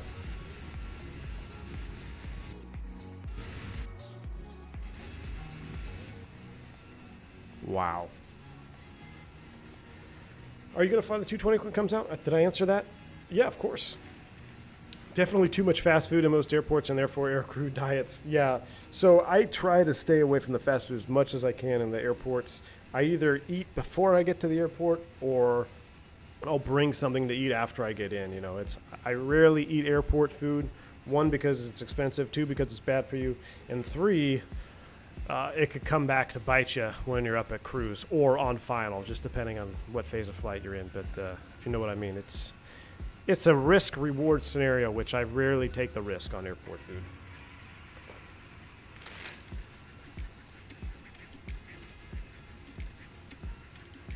Barry24, if you're the one that suggested that, says yes. Yeah, indeed. Any advice on memorizing all the 320 computers? No. Good luck. No, I don't think anybody has them all memorized. Maybe an engineer. I don't have them all memorized, man. You mean like all of the, like everything? That'd be pretty tough to do. I'm getting Gypwiz callouts on RMP approaches in the Fenix. Am I supposed to disable it? Jeff L., I think that has to do with the terrain database on the Gypwiz, on the enhanced portion. I think that's what it has to do with. I've also got a couple of those. I would disable it, yes, but in real life, most of those you wouldn't have to disable. They should be in the database, and the airplane should fly it just fine. But the Papados at Houston is so good. No seafood, man. That is a red. That no seafood, no airport seafood. 100% no go, all the time, every time. All right, almost to 370, and then we'll kick it off. Ooh, yeah, look at that. Burritos before flight. Yep, never done that again. Fool me once. Okay, not going to happen again. Yeah, Blue Bear, definitely speaking from experience. Has anyone tried to smoke in the lab? Funny you asked that question. Just the last week, dude, over the Gulf. I think it was like 9 o'clock at night, just chilling. Everything's calm, quiet. Ding, ding, ding, ding, ding, ding, ding. Lav smoke goes off in the cockpit. Drove me. Yeah, someone was vaping in the back. Someone went to the back lav to vape. Set off the detector. And I mean, that is a big fine. Cannot vape on an airplane.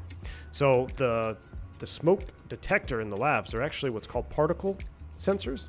So they can sense, I mean, even if you're not smoking a cigarette, you're just e-vape, your e-cig, it will still pick up on that, and you will set them off. Karen says the Fenix terrain database is from 06. There you go. So that is probably why, Jeff. Probably been quite a few updates.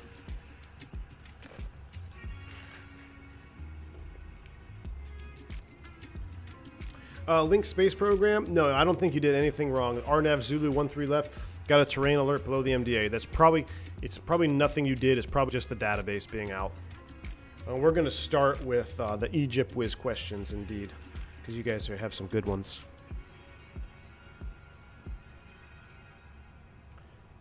With the changing terrain below you on final, is it normal to hear some rad out callouts twice? Yes, Jeremy, it is. And that will, a lot of the times, that will determine whether or not you're even allowed to use rad out minimums, depending on the type of approach you fly in. But yes, it is common. I wouldn't say common, but it can happen. I'll say that. Not common, but it can happen. Nah, Trey, I don't really bring it up.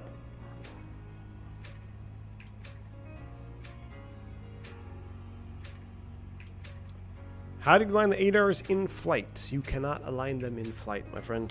Cannot align them in flight. You might be able to get attitude mode, but you're pretty much SOL on that. But if you have two running, Amara, you should be good.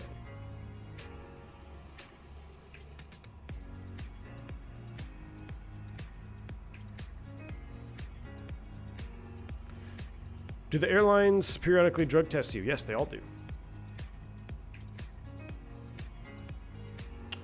May Shook, no, we did not divert. Diversion was not necessary. There was no actual fire. That's the thing, you know. Now, if there was an actual fire, like you had lav smoke, then absolutely you would divert. But if it's just because someone is vaping and it goes, it's not necessary to divert at that point. As long as it goes off and you don't have, you don't have an actual fire. If you have a fire, it's totally different. I'll go ahead and turn terrain off.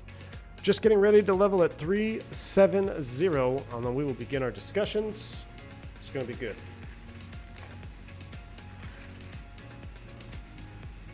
Yeah, attitude mode only. Link space, correct. Why switch RA off when engine fails? So RA, that's not really Gypwiz. That is TCAS. And the reason you want to switch the RA off on your TCAS, the Resolutionary Advisory, because it does not take into account that you are single engine. So that's down here. You'd be going into RA TA only, because the airplane, like I said, won't know that you're operating single engine. So if you get a TCAS that says climb, climb, and it'll give you a pitch command, and if that pitch command is too high to comply with one engine, it doesn't know that, and you could be put in a bad situation. So that is why you go to TA only with one engine inoperative. But that's a TCAS system, that's not terrain. How do you extend the runway centerline on both ends on the Airbus? On both ends? That's, I don't know if you can do it on both ends. I think you can only do it on one side. You can only do it on one end at a time. Jeff, you flew to Pasto this weekend? Epic. Absolutely, Jeff. One of my favorite airports in the sim to fly to. Absolutely. There's something about that Pasto approach that's just 10 for 10 awesome. All right. We are at cruise. It looks like it's smoothed out a little bit. We'll go ahead and bring this out. We'll go ahead and bring the sim up a little bit. We'll go ahead and pause the musica. And we'll go back into, we'll go into study mode. So here we go. For study mode, we're going to go seatbelt sign off.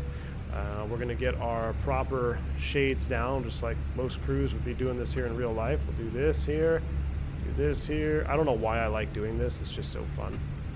But that drives me nuts. I love to have that armrest down. I don't know how guys fly with it up. All right. And since you guys are going to be on the jump seat with me as we do our studying, we shall sit on said jump seat for our study preparations. I also heard that TCAS doesn't know that someone is leveling off below, which is why you always slow your vertical speed as you reach your altitude. Yes and no. So it can't predict what that other traffic is going to do, Jeremy, but that is a technique that is commonly used, you know, in known areas. And the example that I have is coming out of Dallas-Fort Worth. If you're departing Dallas to the south, on any departure that takes you out to the east, there's an arrival that comes right in over pretty much the same fixes. And there's 1,000-foot separation between the airplanes that are coming in and those that are departing.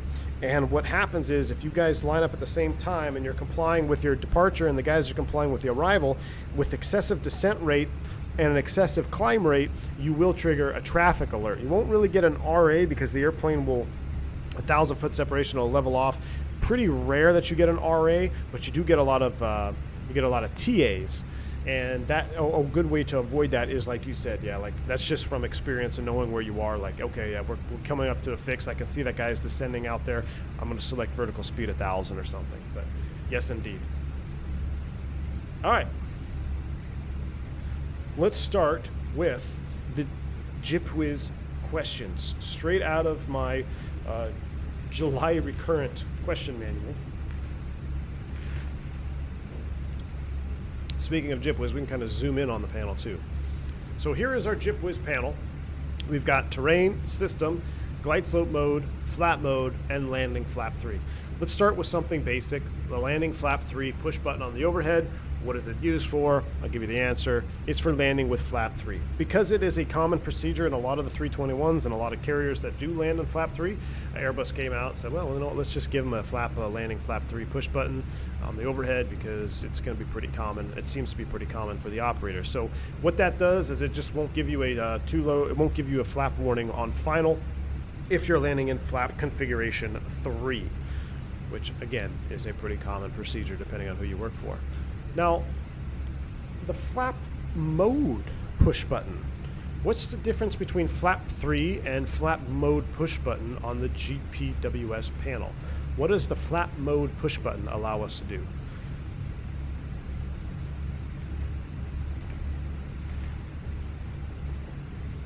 Uber, I have to see where that is. I'm not sure where Skardu is.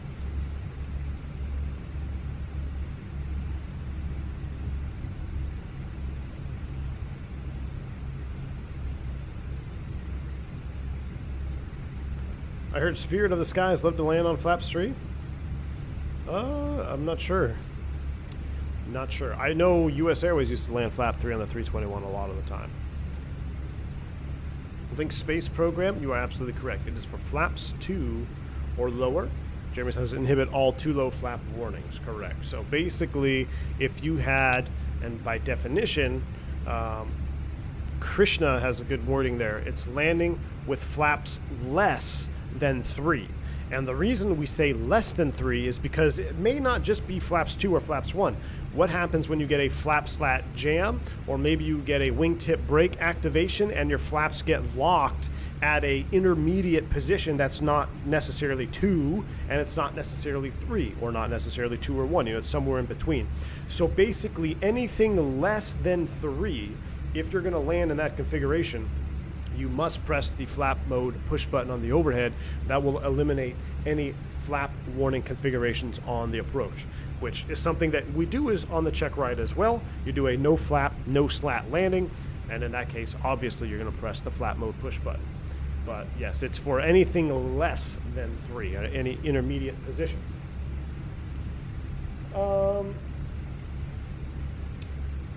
I guess we'll just continue to go in order here.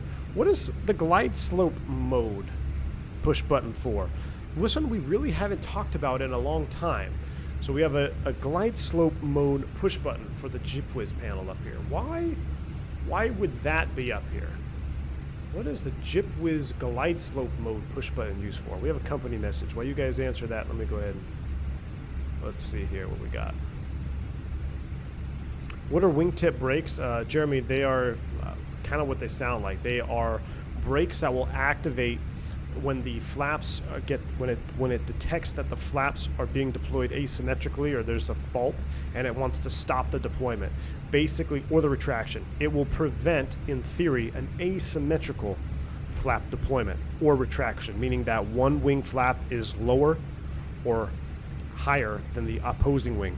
Asymmetrical flaps is a big no-no. That is you can get in a lot of trouble with asymmetrical flaps. So that's when the wingtip brakes would activate. Need a delay code. Pound sand. You guys gave me a broken ship with a broken APU.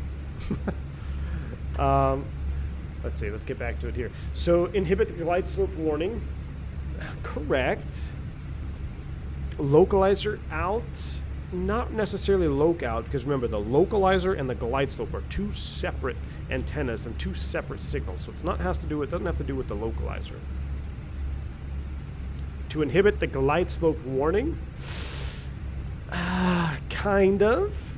To shut up the glide slope warning when coming in under the glide slope on the river visual 19 for a loc approach. Okay, and that is, so you guys are not wrong. The most correct answer, though, is the loc approach. Now, depending on who you work for, you may not even be authorized to shoot loc approaches anymore because they're really doing away with them, or they're doing away with the FPA vertical speed mode, and they're just going right into the R&P stuff. But you would use the glide slope mode push button to inhibit glide slope warning is technically correct, but really it's to prevent you or the flight crew from following a false glide slope. Now, what is a false glide slope? So you have a glide slope on an ILS. There's a couple different reasons you could have a false glide slope. It could just be signal interference. It could be an aircraft taxiing in front of a glide slope antenna, causing a signal to reflect and it causing it to jump up and down, which you wouldn't be on an ILS if that was a non-protected area. So basically, if you're doing ILSs, the ground crew or the ground air traffic controllers will keep the pathway clear in front of the antenna. They're supposed to anyway, so you don't get any interference on the approach. But a very common, or the most common scenario would be if you have a heavy snowbank or refraction of the glide slope signal. And this is, I told the example a long time ago from an Embraer 170 crew that we studied in ground school. They followed a false glide slope down and landed halfway down the runway and then went off the end of the runway. Basically, it had just snowed really heavily, and air traffic control said glide slope is unusable, but they cleared them for the ILS approach, which is a conflicting command, because how are you going to fly an ILS approach if the glide slope is unusable? It would then become a localizer approach. So the controller really could have said you're cleared for the localizer approach, but he doesn't know the capabilities of the aircraft, so he said you're cleared for the ILS he said cleared for the ILS approach, glide slope unusable. But what happened in that situation is because of the heavy snowbank in front of the antenna, it reflected the signal, and it caused the aircraft to follow a glide slope that was incorrect, and it brought them down to the halfway point. They came in higher than they were, even though their instruments told them they were on the glide slope. So that is one reason, and also for localizer approaches, because if you're doing a localizer only approach, even if the glide slope is up and running, you don't want to be looking at it because you could follow it for some reason. And if there's a NOTAM or any other reason that you're not supposed to be on the glide slope, you don't want to confuse yourself. So this push button over here just simply omits the glide slope indication from your PFD, so you can't inadvertently follow it or fly it down and end up being high or short or whatever it may be. So to avoid parasite azimuth. But that is, yeah, I can tell you some words after the stream. Find me in voice. Thank you, Christian. Oh, you're killing me. But yes, that is why you would use the glide slope inhibit. A pretty uncommon button to use. I think I've used it maybe a handful of times, mostly for that situation we just described. The glide slope was unusable, or the glide slope was NOTAMed out.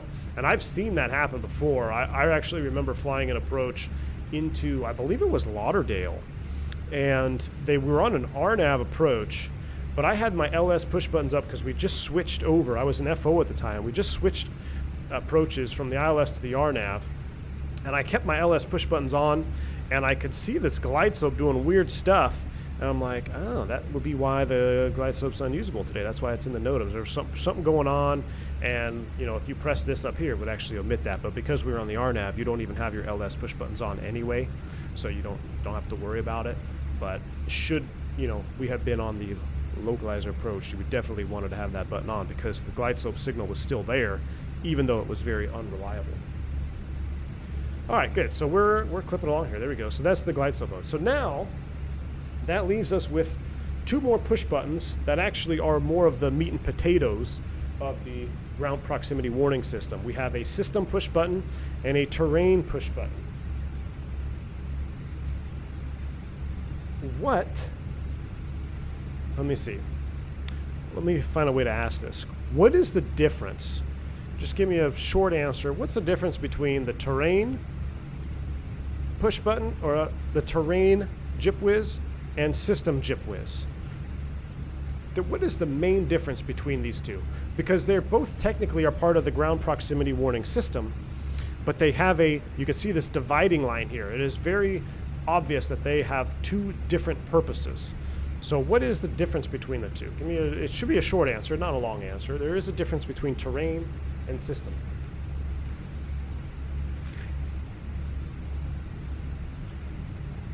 Russell, coming in here quick. Yes, you were absolutely correct. The system button will turn off, I wouldn't say all, but it turns off Gypwiz alert modes 1 through 5. Basically, your basic GPWS modes are modes 1 through 5. Turning that off will omit all of those warnings. You'll turn them off. Now, looking at the terrain push button, that is completely unrelated to the E, or enhanced GPWS, which I see coming in the chat now. Jeremy, you're absolutely correct. Terrain button turns off the E part of eGypwiz. And that is something that just comes from system knowledge on the Airbus. Even though this says Gypwiz panel, this theoretically is incorrect. This should say eGypwiz, or at least an E over here and Gypwiz over here. Because this system in the Airbus is enhanced ground proximity warning system. It is an eGypwiz system. What that means is the terrain push button over here is based on GPS position, and the aircraft has a database, or at least the real ones do, of all the approaches and airports that your company flies to, right? It's all they can download, whatever airline you work for, they download all the airports that you would ever fly into, and they have a terrain database built in.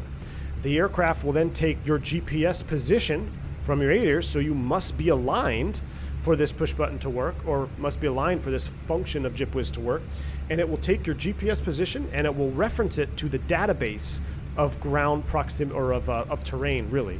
And that's why I say, we get some of these terrain warnings on final.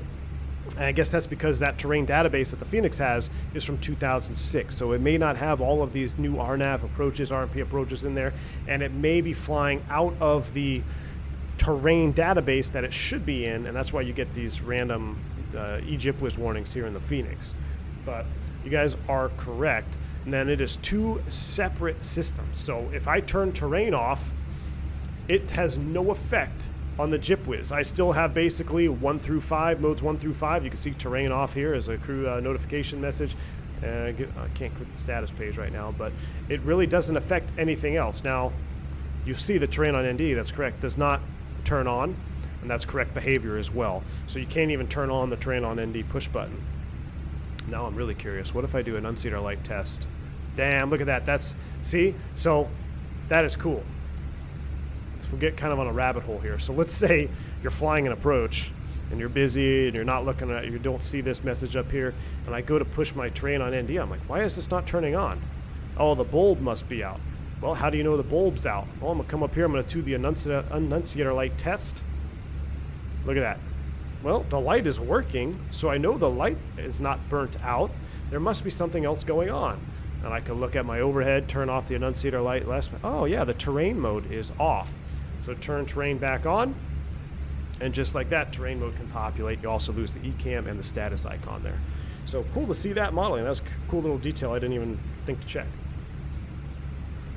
But yes, this is a very important panel to understand. You need to understand that terrain is a separate function of Gypwiz, but it is also part of Gypwiz, and that these are two unrelated systems. Last question that I typically get on the check ride is like, when is it normal to see a fault light in your Gypwiz panel?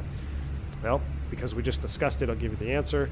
Seeing a fault light here in the terrain push button is very common. Actually, it is what you look for when you're cold and dark or doing a power up, because if the aircraft is not aligned, it does not know where you are in the database. Therefore, it will fault out the terrain push button. So when the aircraft isn't aligned, you should see a fault light in the terrain overhead push button. Cool. Good deal. Good deal. Moving on. Let's move on now. Let's see what else we can find here. I wanted to talk about flight controls, but maybe we should talk a little bit about the RAT, or the ram air turbine. Talk about the RAT because I feel like that's a popular discussion.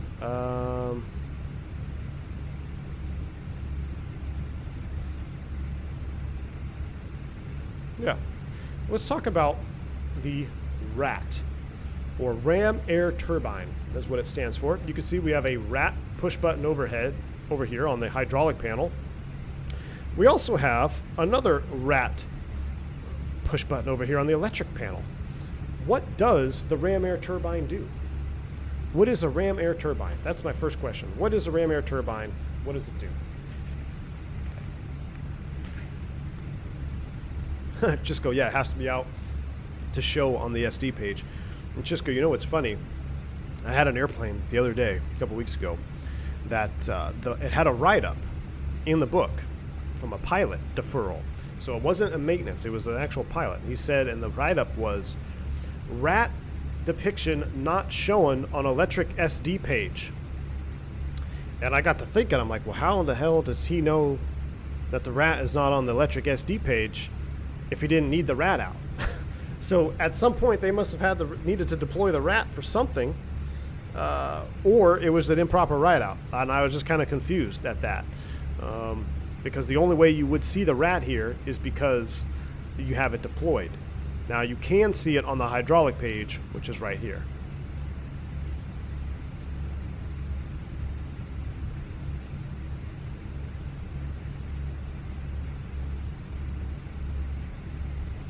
Basically a prop that plops out an emergency electric configuration to restore basic AC power and hydraulics. Small propeller providing hydraulic pressure to the blue system in case of total power loss. RAT provides power when, I don't know. Yep. Okay, so you guys are pretty much on it.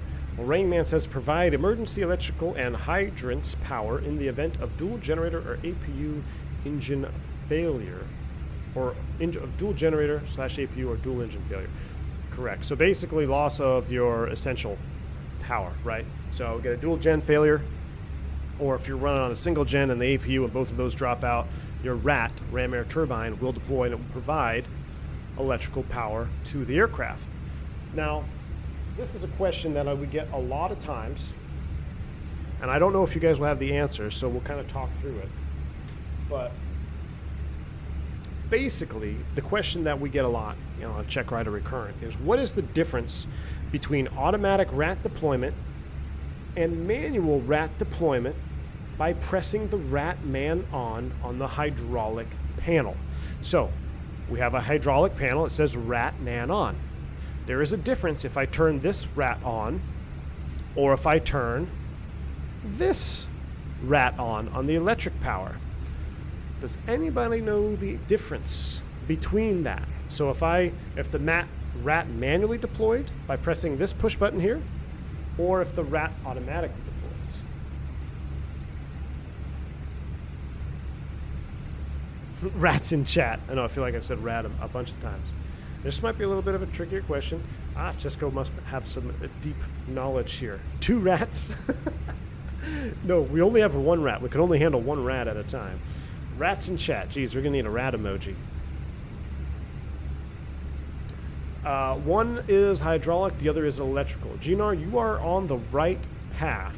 With man on, no electrical power is supplied.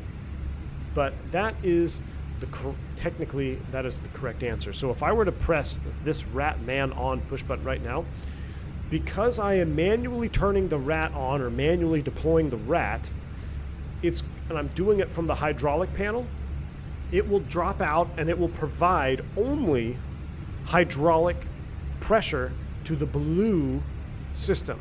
You can see here, and it's depicted very nicely from Airbus. This shows you where it's going to go. Okay, so the rat deploys. It will provide pressure to the blue hydraulic system. There is no electrical generation when I do this. Now, then the next question typically from an examiner or whatever is, okay, well, let's say I want to get electrics from that. Can I get electrics from the rat even after I've deployed it manually? The answer is yes. You would just have to turn the man on push button over here, and now you can get electrical power and hydraulic power from manual deployment. But the only way it will automatically deploy is for an electrical dropout, not for the hydraulics. So that is the key difference there on the rat. That's a very popular question that you get during any recurrent ground school or any initial type ride is, what's the difference between pushing it on manually and it automatically deploying? So what's the name of the maintenance guy who puts the rat back? He's the rat packer. Jesus fucking. Yeah. So I've actually seen it deployed on the airplane, and it's pretty substantial. It was actually a little bit bigger than I thought initially. But yes, it will deploy from right here. You can kind of see this red area because you don't want to walk around that for some reason. If there's some type of fault on the ground, and if you're standing out here and this thing deploys, it will sling out. It'll take your head off. So you do have to be careful of this area here. That's why it's in red. That's where it is. It drops out, it spins, and it will provide emergency electrical power and hydraulic power depending on how you have it configured. Very good, very good. You guys are basically ready for your type ride on the Airbus now. Cool. How fast do you have to be in order for the rat to spin to provide enough power? It will, that's a good question. That's a bonus question. I think it's like below like 80 knots. Hold on. I might have to look it up. I know from experience that if you land with the rat in the emergency electrical config, when you stop on the ground, the door will slide open because the rat stops providing power once you go through like 80 knots or something. But 140 knots, Blue Mac, is for hydraulics. And the newer aircraft are less than that. I think they're like 120. I'd have to actually look it up. Now I know that's a good question, and I'm glad I'm doing this because I'm going to look this stuff up for us. It depends on the airplane. They're not actually the same between all fleets. Like some of the older rats have to be faster than some of the newer ones. But I see Chisco says new aircraft says 120. That seems about right. 140. Yes, and Chisco, you're absolutely right. Flaps 3. That is why if you ever have to land in the emergency electrical configuration, it tells you on the ECAM to land with flaps 3 because what's that going to do? It's going to increase your approach speed and will allow the rat to provide power all the way through the approach. Whereas if you were coming in flaps full below 140 knots, you're not going to have enough power from the rat to spin up everything that you need. So that's why you do flaps 3, keep your speed up, keep the power generation. But once you go through like 100 knots on the ground and stop, that rat's going to stop doing everything for you, and you're pretty much no power, just on battery power at that point. You're having a very bad day if you're landing with the rat out and you need it because you are in a 100% legit emergency electrical configuration. But then I want to find, I'm going to have to look that up and come back to you on the speeds because I think we have multiple speeds now. And it's not a memorization item because it actually tells you on the ECAM if you're in that situation, but I'm curious now for myself. So good question for you guys. Thank you for asking me that. This is why I love doing this. It helps get my mind back into the book. So like, okay, yeah, I should probably know that. Let's see if I can come up with another question here, and then we're going to move on from the rat. If I can find a good one. Nah. We already talked about that. We already talked about how it can be deployed.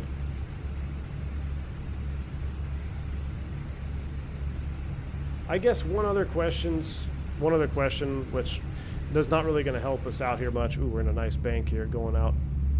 Ooh, that's beautiful. One other question would be, is it normal to see a red fault light? Let me see if I can get it illuminated here. There it is. Is it normal to see a red fault light in the RAT emergency generator button? This is not a push button. It looks like one, but it's not. During an automatic RAT deployment. And the answer is yes, it's normal, because, and this has to do with speeds, if the RAT deploys and you look up, and trust me, you can hear it. It's like boom, boom, you can hear it spinning up. You obviously lose power there. Cockpit goes dark for momentary. Your eyes are immediately going to go up here, be like, hey, I need power, I need power. You're going to see this fault light, and it's going to be like, why are you faulting out? Don't worry, that's normal. It typically lasts approximately 8 seconds, and that is because the RAT needs to spin up to speed. So because it is not at speed when it first deploys, it will not provide emergency electrical power. That's when you get a fault light. That fault light will extinguish itself once the RAT is up to speed and providing emergency generator power. So that's kind of that's one of the other questions that is a nice one people like to ask. It's like, well, let's see, you had RAT deploys and you look up and it says fault light. What do you do? You're like, oh, just wait 8 seconds and hopefully it goes out. If it doesn't, then kiss your ass goodbye. I don't know. But yeah, it will go out once the RAT is up to speed.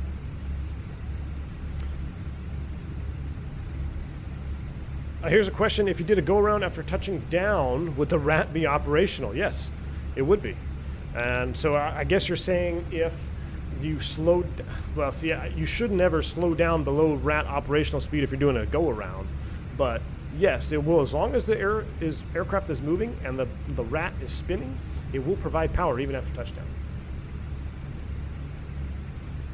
You just provided a bunch of extra info. Would you answer the question like that? No, Jeremy. This is just an open, formal discussion on systems. And for anybody that needs to be, or that's going to be taking a check ride, whether it's on a 172 or an Airbus, whatever it may be, never offer information to an examiner. Because here's the thing. They think they're smarter than you, and they may be, and they may not be. It doesn't matter. Don't try to give them any extra information, because if you give them extra information, there's a chance you'll give them something incorrect. There's also a chance that you'll open the door for follow-up questions that you're not prepared to answer, because that's what happens a lot of times is you offer a little bit more information depending on the demeanor of the examiner. If they're like, oh, this guy thinks he knows a lot of stuff, well, then he's going to ask a follow-up question and you probably don't know it, and now you just dug yourself your own grave. So never offer additional information when taking a check ride. What we're doing here today is just a formal discussion, systems validation and knowledge here. So if someone asked me that question, be like, when would you see, or what would you do if you saw a fault light in the emergency generator? I would say fault light is normal up to 8 seconds when the RAT spins up to speed. That's it. Done. Short answer. Doesn't matter if you know everything about the airplane. Good check ride technique. Give the answer and shut up.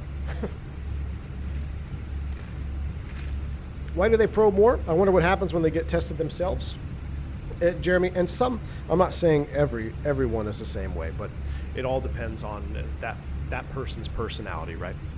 So here's the thing, guys. I need to hit the lav, so I'm going to put you guys on a juicy wing view momentarily. Ooh, that basically looks like real life. So I'm going to leave you guys with this wing view for 2 minutes.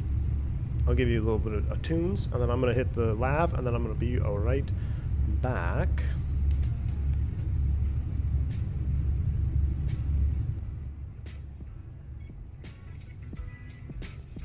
All right, you guys enjoy this song from Matt Large. Knowledge is power. Fitting, because we're doing an Airbus check ride. Enjoy the views. I will be back in about 3 minutes.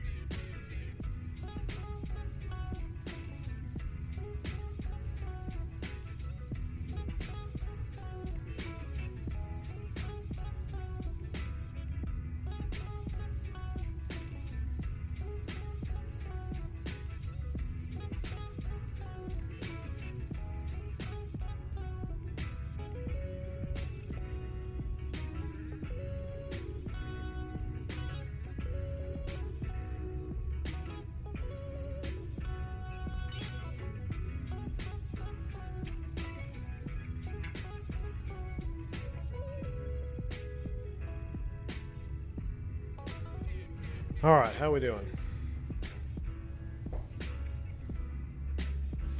Whew, man, I love the Airbus. Look at this view, even though it's a CFM out there. After these messages, we'll be right back. We're back at it here. How far we got to go? We got a little bit in depth there on those. There was just 2 systems, and you can see why type rides take a long time, because basically on a type ride you go over. Argentina 515, starting descent according to Chateau 1 Quebec. All right, let's do a quick setup here for the approach. We'll do a visual hand-flown approach because I have to do one of those. Oh, we're going to do a glide slope from above because I have to do one of those as well. Fly-by-wire for the win. What is up, man? Good to see you. It says, my fave view, but IE's much better. Hey, man, good to see you, dude. Hopefully work's not keeping you too busy. Hopefully you're enjoying your Fenix Airbus or your P3D bus if you still want to fly on, you know, archaic. No, I'm just kidding. But glad to see you, man. Thanks for your continued support. I agree with you 100%. IE is much better. This view will be amazing when we get those IE engines out here for sure. We're gonna do a glide slope from above, and then we'll just do a hand flown approach as well. So real quick, because we can still talk some more system stuff on the way down. I got LS push buttons on. I need to bring my iPad back. They need to add the slapping sound that scares the crap out of you. So like if you slip, like if you just like pull this up and then it slips out of your hand, because this is actually a pretty firm, believe it or not, it's a pretty firm spring in here. Sometimes you'll snap it down and go, watch out! You know, it'll startle you. Be like, what the hell was that? Wake up the guy next to you if he's sleeping. But all right, so let's go ahead and bring this back. Bring my iPad back. We're still charging. I'm gonna load up the descent stuff. It's all pretty standard stuff on the arrival, and then we'll go back to a few more systems questions and get out of here. So SAS, Barlioche, arrival, 1 Quebec, that's what we're on. Approach, ILS Zulu 29, that's what we're on. Basically, Dogla's at 7,300. We could set 6,200 for the final. We'll set, what was the approach though, on the RNAV? Dogla's at 7,300. We'll set 7,300 here. Not 100.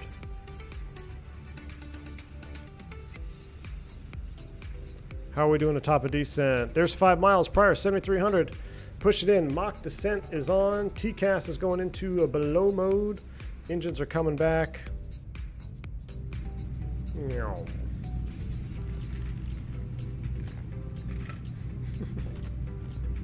Today I learned the 320 makes karate sound sometimes. Yep. Vacation coming up, flying down to Cancun on a 321 CFM. Ooh, Frontier coming back on a minibus. Nice. On Spiritual Wangs? Robinson, that's awesome, man. Enjoy your vacation down to Cancun. Take lots of pics. I love flying to Cancun. I don't know why. It's kind of a boring, typically uneventful flight down there, but I don't know, something about taking people onto like a true vacation spot. The vibes are always good. You know, it's like everyone's happy to get on the airplane. They're happy to get there. Just flying to Cancun is, I don't know why I enjoy it, but have fun with that, man. All right, 109.5. Let's look at the approach chart here. There's a Zulu 29er, 2980.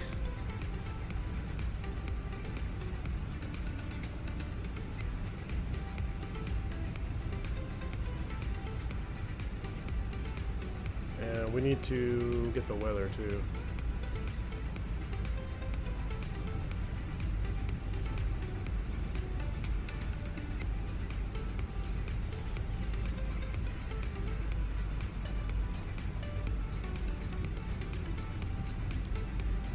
You enjoy Cancun in the sim too? Yeah, I do too, man. It's a good airport too. Good payware scenery. All right, winds are 300. We'll go ahead and just end the music there for now. Winds are 300 at 18. Almost straight down the pipe. Temperature of 5. Wow, it's cold. I keep forgetting it's like winter down here. QNH is 1015. That is set. Okay, so let's go ahead and brief glide slope from above first. and then we'll talk about that. So what's going to happen is I'm going to intentionally keep the aircraft high on glide slope. And this is a maneuver I will have to do in the sim as well. But basically what happens, there's a couple airports that this is very common at, and there's also a couple, I mean, you could get this just because you get behind the airplane. But if you are high on glide slope, so you can see the final approach fixed altitude on slope is at ZS204. You should be at 6,200 feet on glide slope. Well, I'm going to maintain 6,500 feet until I'm about, I don't know, maybe a dot and a half high. We'll try to make it a challenging one, high, and then we're going to come down. So if you know you're going to get a glide slope from above, typically it's the airport that you're flying into, or you can see it happening. You can see that the controller hasn't cleared you yet, and you can see that glide slope starting to run away from you. And what will happen is, like, okay, let's configure for glide slope from above. So what you'll do is you'll select flaps 3, gear down. That way, as soon as you're ready for it, man, you can just pump that vertical speed 2,000. You're going to keep your speed decreasing, and you're going to catch up to it. Hopefully, we'll be down and stable by 1,000 feet. If we're not a big deal. We'll do a go around, come back, and try it again. So we're going to attempt the glide slope from above intentionally. We'll set up for it. We'll prepare for it. Flaps 3, 160 knots, gear down, and we'll do a vertical speed about 2,000 to catch up to the slope when we get down there. So that's your briefing. We got 2980 in the glass. The terrain mode is on. The altimeter is 1015. So I'm going to just set that here in the standby so I remember. 1015 is set. We'll take care of that when we get down there. 7,300 is good. We're out of 30,000 feet. We'll leave that seatbelt sign off for a few more minutos. Oh, look at that reflection. Juicy.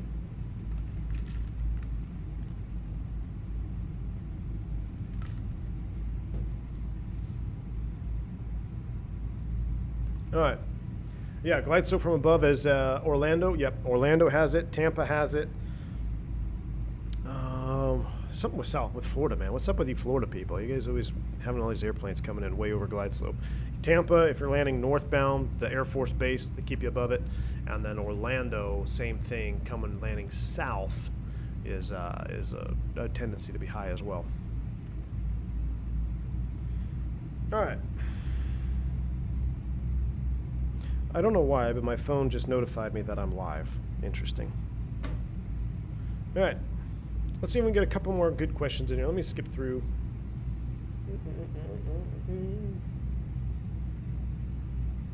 Here's a good question. All right, so now we're talking about, we're shifting gears, flight controls and flight control laws. We'll get a couple more of these in here for our discussion. Then once we get down about 18,000 feet, we'll end it. So this is a popular, not a popular one, but a good one that I think will help you all understand some of the aircraft, the logic.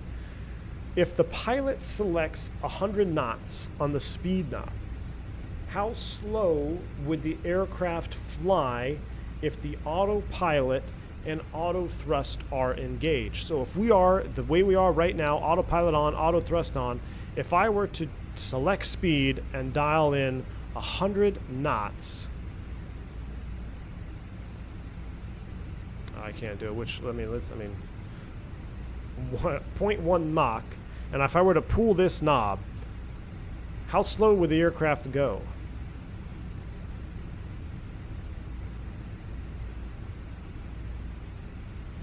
Green dot, alpha floor, green dot.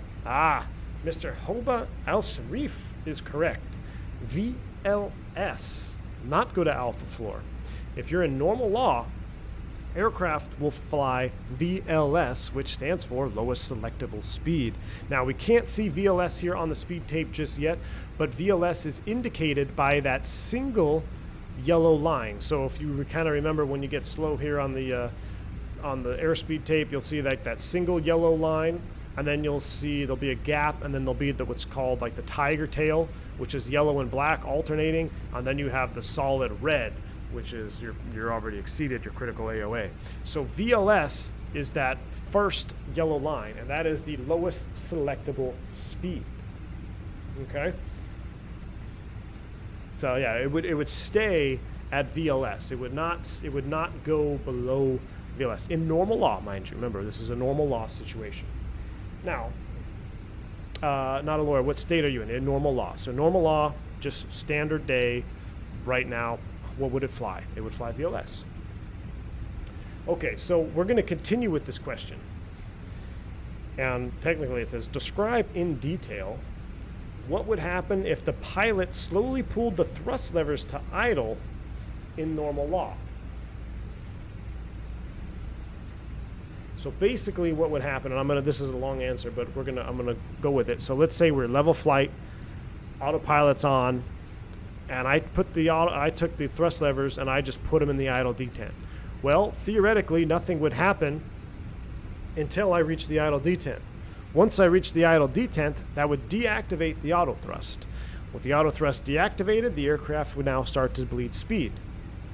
As the speed decayed, the THS, or the trimmable horizontal stab, which is right here, would adjust pitch to maintain altitude. Now you'd see this start to run. Okay, you'd start to see this running up. It's trying to maintain altitude. Okay, speed is decreasing.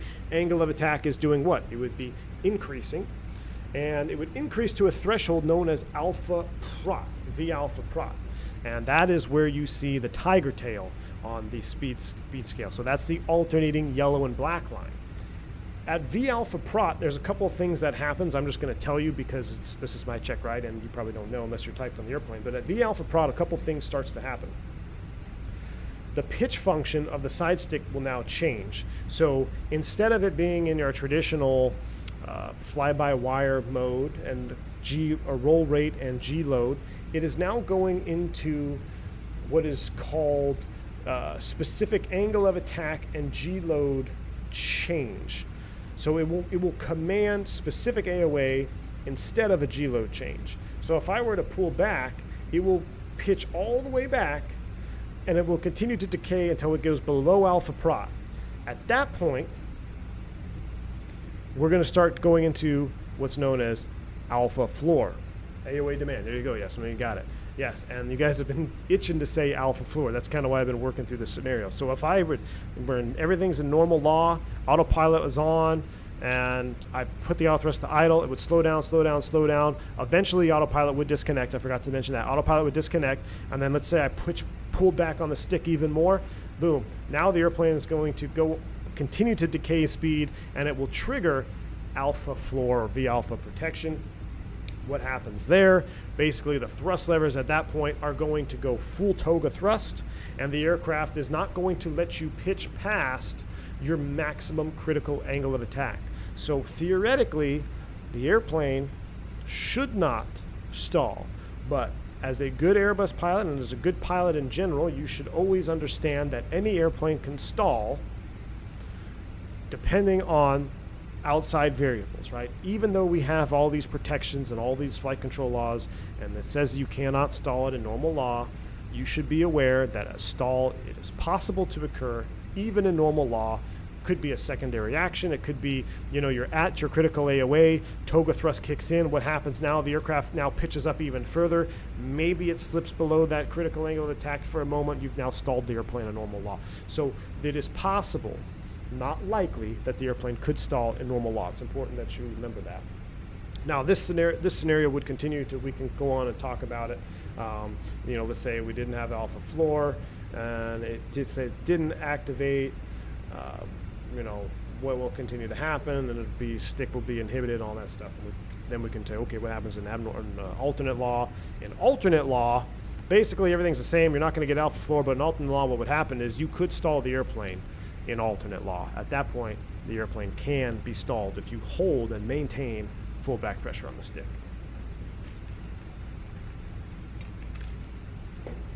All right.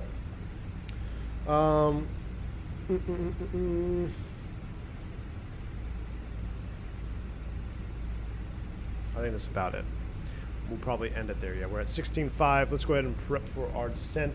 So I hope you guys enjoyed today's session of beginning to prepare for knowledge examination on the Airbus. I don't know if the next stream will be a check ride prep stream, or if it will be another stream like this on schedule. If we do another stream in South America next, what we'll do is we'll continue to do the same thing. we'll do some more fault stuff on the ground, and then we'll do some more knowledge and cruise. But I really would like to do next Monday and Tuesday. I would like to do 2 streams, Monday, Tuesday next week. That's just before I go to the sim, because I go to the sim next Wednesday or Thursday, I believe. I'd have to check. So I'd like to do those check ride prep streams when I'm fresh, right before the sim. So maybe this week we'll do another, just a normal flight, a normal stream, but we'll continue with Airbus knowledge testing.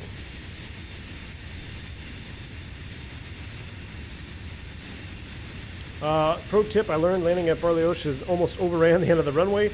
It's at 2,700 feet MSL. Oh, so we should probably do landing data. Let's go ahead and do that. Let's go ahead and finish our prep. Let's fly the airplane here. We're out of 15.6. It says you need more drag. I don't know why you need more drag. You should be fine. 15.4. We need to be below 11. Why are you slow? So, yeah, they are working on the VNAV, which I heard on that update, which will be nice. Cannot wait to try the new update. Cannot wait. We're landing runway 29. Apply METAR. We'll say good. Landing weight is 134.4.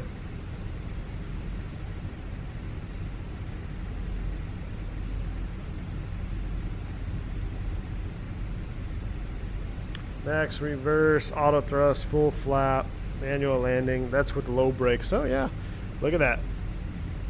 Medium brakes down to 4,700. So that's something to know. We got an 18 knot headwind, 3 knot crosswind. So something to keep an eye on there on our approach. We do want to be on the brakes. Russell, absolutely, man. Glad you enjoyed it.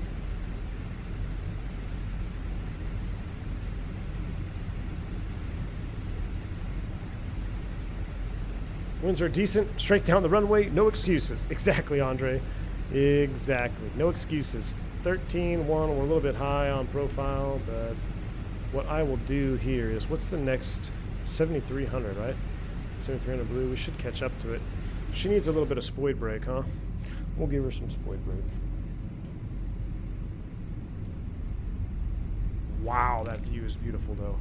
Ooh, I should get flight recorder up, too, while I'm thinking about it.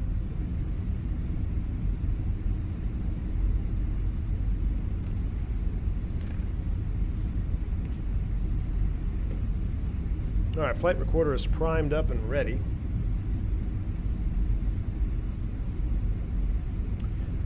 Gareth Bissell, yeah, it does seem a little bit off. Again, that's because of the engine model. Hopefully when we get a custom engine model from Fenix, it will be adjusted. It does seem a little bit slow from idle to 50, and then it seems a little bit quick from 50 to 100, but they're working with basically a canned engine model, and they're tweaking it. But they are coming out with their own dedicated engine model, which at that point I think we can see hopefully a little bit of an improvement on that. All right, I'm going to go ahead and select speed 250 knots. We seem to be eating that guy up. I'm actually going to slow to like 230 to give him some space. We're at 10,000 feet. Let's go ahead and light it up. We don't have any ATC on, so we'll get all the lights on. Seatbelt sign is coming on. And we're in manual speed, so we'll activate, confirm. VAP is 136.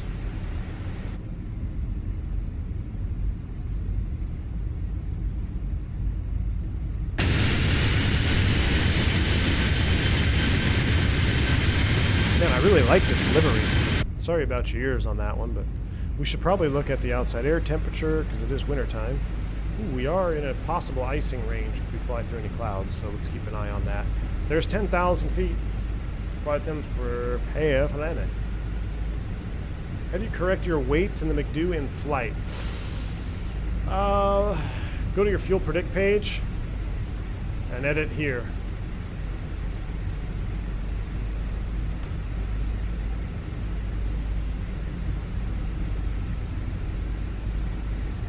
Andy Zuri is a good site, absolutely.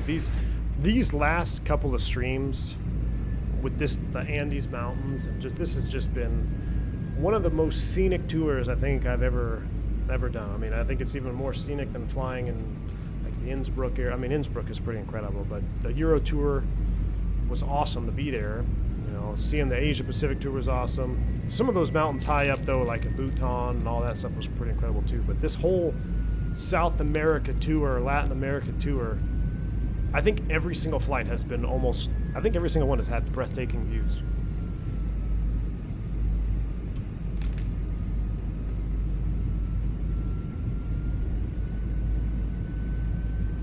Man, already got more likes than viewers. You guys are awesome. Thank you for smashing that like button. It helps the channel out, helps me out, especially because I don't have a set schedule. So anytime you come by one of my videos, if you like it, smash the like button down. It does help. Helps with the YouTube algorithms. And thank you for subscribing too. We're picking up a lot of new subscribers. If you want to see more of it, make sure you are subscribed. And even if you are subscribed, make sure your notifications are on, because I do, like I said, sometimes I stream kind of impromptu, and if you don't have your notifications on, you'll miss it. And I don't know when the next stream will be. I know I want to do 1 or 2 more this week, but I have a very busy week. So I don't know if I'll have, I'm trying to think when I might be able to stream. Maybe Wednesday. We'll see.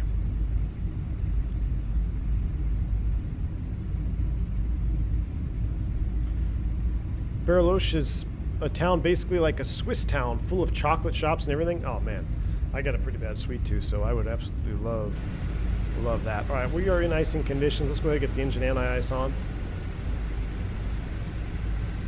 You see the increase in N1 there? I don't know if that's because we're leveling off, but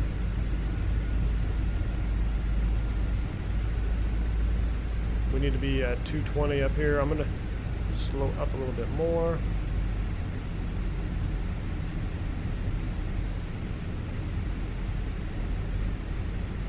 Because of that traffic, what I'm going to do, I'm actually going to go, I know it's 220. I'll set 210. Argentina 515, 4 miles out of Toga, starting ILS. Alright, VFE next minus 10. Flaps numero uno. Only after we get the Throttletek cam on. Flaps 1.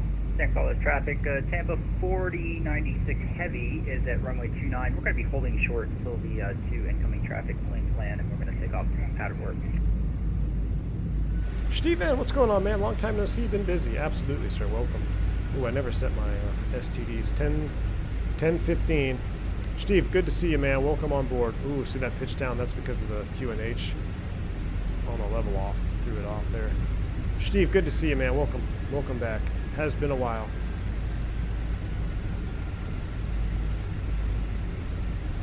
All right, we're leveling at 73. The next one is at 62. Now I'm going to purposely set 6,500 feet on purpose to intentionally be high. So what I'm gonna do is I'm gonna go ahead and no terrain. We're gonna go ahead and descend now. Thrust idle, open descent. Now I'm doing this to set up for a situation that we're gonna try glide slope from above.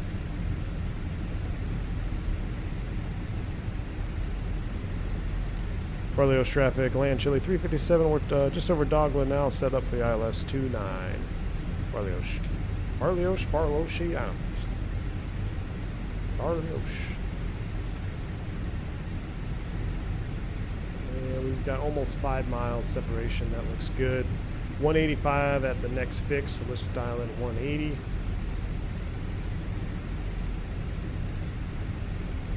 Now remember, we're not going to do our flaps 2,000 above because we are preparing for a glide slope from above capture. The green dot on the speed tape, that's your, well at this altitude, that's basically your best lift to drag.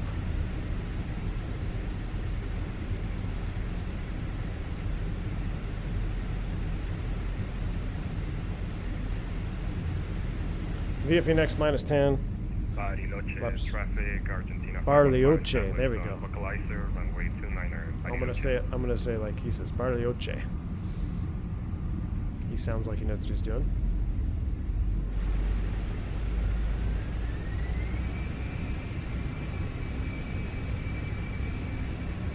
Gustavo, what's up, man? All right, so we're 180, 6,500 feet.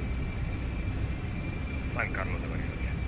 So here's another thing with glide slope from above. if I were to set like 6,200 feet and start down, the airplane will go into an altitude capture mode, only making, or it could anyway, only making the situation worse. So, as a reference, I can set a couple different altitudes up here in the window. We're in a 320. We could set 500 and 900, depending if you're in a 21 or a 20 or a 19. So I'm going to set 500 feet above field or above touchdown, just as a reminder. So we'll call it 2,800 feet. So I'm going to set 3,300 on the window.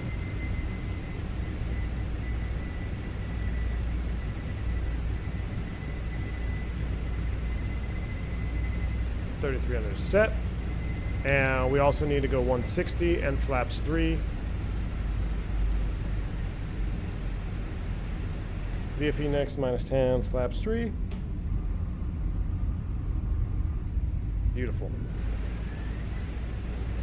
All right, so we're at 6,500 feet. Recording is on. All right, so we're staying here. Say ATC had us high, Still high. And right about, let's wait till we're about a dot high. Bariloche traffic, land Chile 357. We're on a 12-mile final for 29. So right there, 1 dot. All right, now you're cleared for approach. Here we go. Boom, vertical speed. Gear down. Arm the approach. AP2. Lights are on. Glideslope blue, Loke blue. Oh, look at that. Caught it already. Glideslope star, Loke star. Cat 3 dual, autopilot 1+2. If we have to go around, missed approach altitude is 4,500 feet. So we're going to set 4,500. 4,500 is set. Let's go ahead and manage the speed. VFE next, -10, flaps full.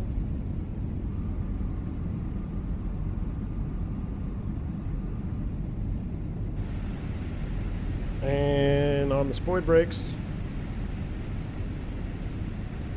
Speed, glide slope, Loke. Going altitude 4,500 is set blue. Let's do a little hand flying. Recording is on. Confirmed it is. So autopilot will come off. And now for auto thrust disengagement, we want to match and mash. So look, you could see here, this is proper simulation. See how my thrust lever? Oh, I caught it. So now it's going to work. There we go. Auto thrust off. Auto flight, auto thrust, clear auto flight. That's me. That is normal. Cool. So manual thrust. On speed, on slope, we're stable. It's going to be tight. Is there a turnoff at the end though? I mean, we're at 2 miles. We might have to do a go round on that one. Replay is on. Yes, it is. Thank you, Christian. We don't really need engine anti-ice anymore, so we can go ahead and turn that off. You know what's interesting about those engine anti-ice switches? There's supposed to be a fault light there when you press them. I flew a Neo the other day. The fault light did not illuminate either. So now it got me thinking is maybe the fault light only comes on certain airplanes for engine anti-ice. So I don't know if the Fenix is incorrect or correct, because I saw it for sure. They would not illuminate on the Neo. So maybe this model airplane they have, it doesn't do it.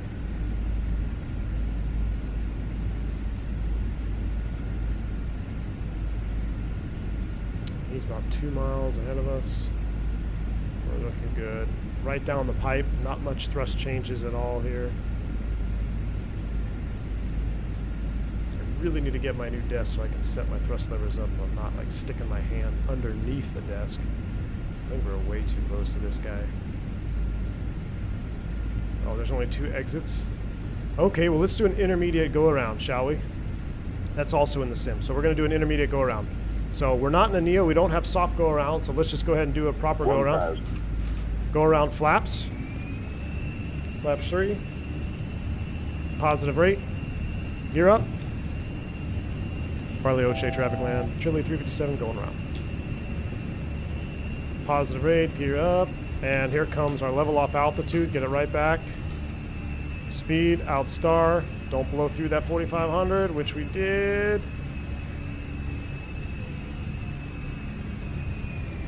F speed, flaps 1. I killed the auto thrust there. That's me. Out nav. Well, about 4,500. Let's continue to clean up. Clear the caution. It's really hard to do this single pilot here. That's me because I shut off the auto thrust. Now let's rebuild our automation. Flight directives are on. That looks good. We go autopilot on. I'm going to go auto thrust on. I'm going to put you back into the climb detent or speed out nav. S speed, flaps 0 after takeoff checklist. Land Chile 357. Fly heading. We're not going to fly the published. Fly heading 300. 300 for receipt, which is land Chile 357. Alright, I don't know why I keep forgetting the spoilers.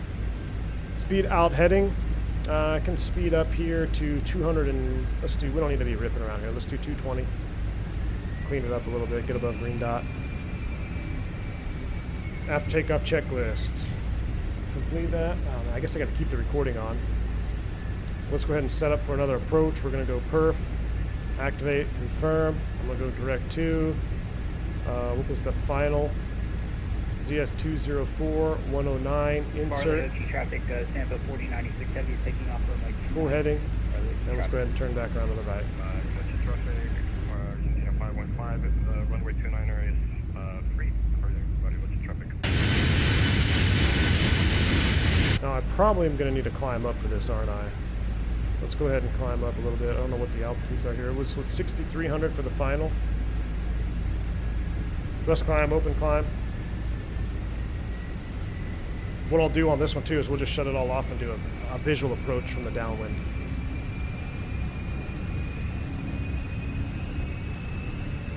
I'm going to try to keep the recording on so we can watch the replay. I'm going to keep the... Well, now it's pretty much snowed in over there apparently. Speed out star.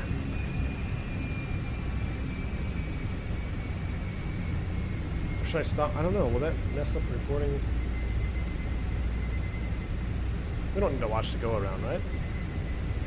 Nah, let's not watch the go around. We'll go ahead and stop the recording.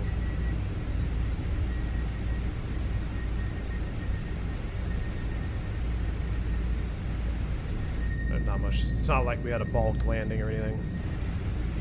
Alright, I'm just trying to set us up on a nice downwind and try to stay visual with it. I don't know.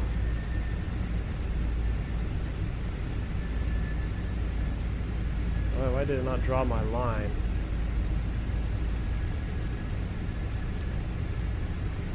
Arrival. Approach via. No via. Insert. I'm trying to clean up my box here. There we go. Kib. Where's the runway? Yeah, it'd be a little tight for a visual approach. Maybe we'll come out of these clouds. Let's go ahead and slow to 180.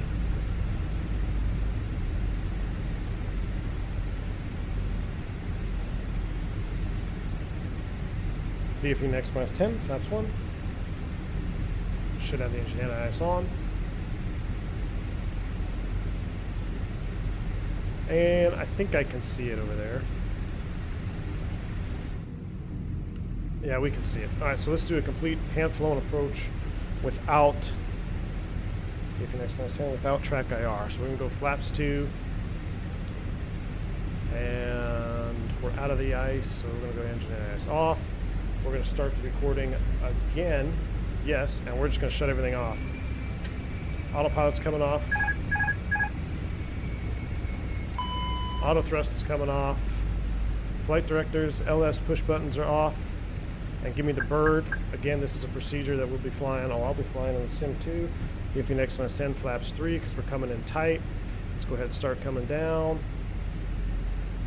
Actually, I'm going to put my LS on just to give my own reference, since I can't see with my head movement. I'm going to kind of cheat here. Altitude alert checks. We're going through 6,000. We're going to leave that in case we have to go back around again. We're not going to stop at 4,500. 2,500. And what was our VREF? VAP is 135. I can just push that in. Let's go gear down. Speed brakes armed. VFE next minus 10. Flaps full. 1,000 feet below 6,300. Check. Landing checklist. Cabin crew advised auto thrust is off. ECAM memo. Landing all green. We're doing a blind turn here to final. Hopefully we can swing it. Get a little bit of power in there. We're on speed. We're configured. Might have a little bit of a dog leg here, but we should be all right. Once we turn into this wind, it'll help slow us down. Oh, I can see it coming up. Looking good.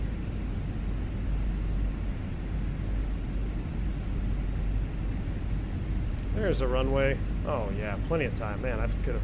It's actually a pretty piss poor pattern. I could have been a lot tighter than that.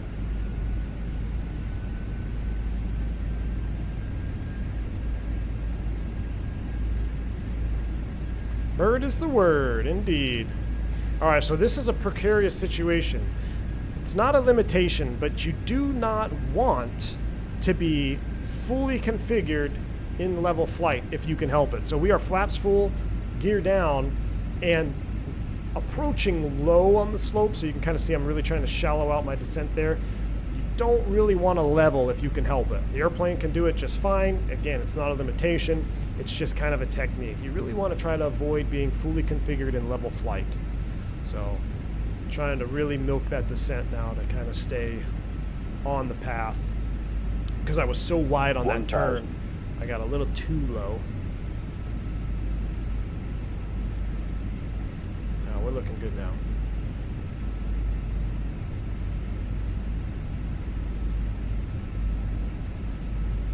Runway in sight. Runway's clear. Down to land, clear to land. Let's do it.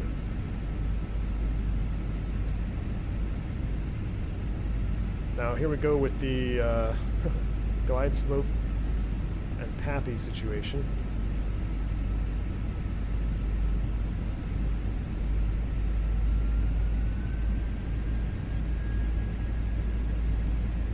$500. Do not know why I would say I have 4 whites there. Farley OT traffic, Tampa 4096 Heavy is turning base, runway 29. Farley OJ traffic, land Chile 357 short, final 29. So 100 above. there's no way I'm 4 whites. No way. No way. Well, I don't know, maybe. Shoot. Minimum. A little bit of an illusion here.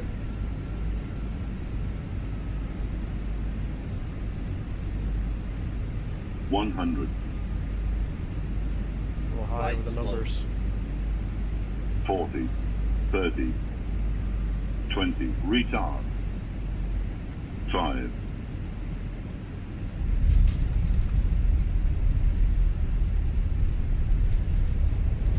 Spoilers.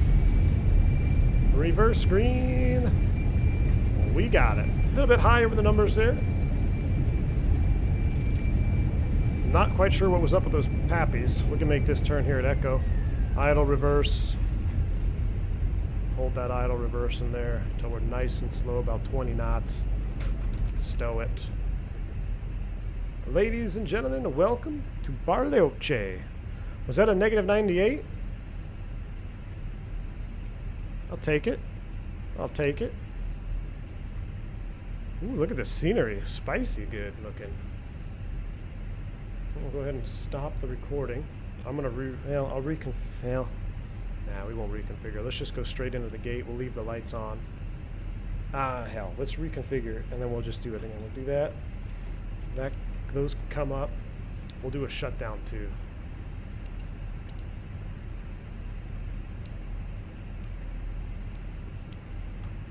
Farley OT traffic, Tampa 4096 Heavy is on final, runway 29er.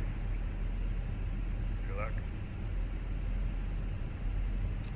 Got somebody on final. Thanks. Maybe we can zoom out there and catch his landing. Gate 6.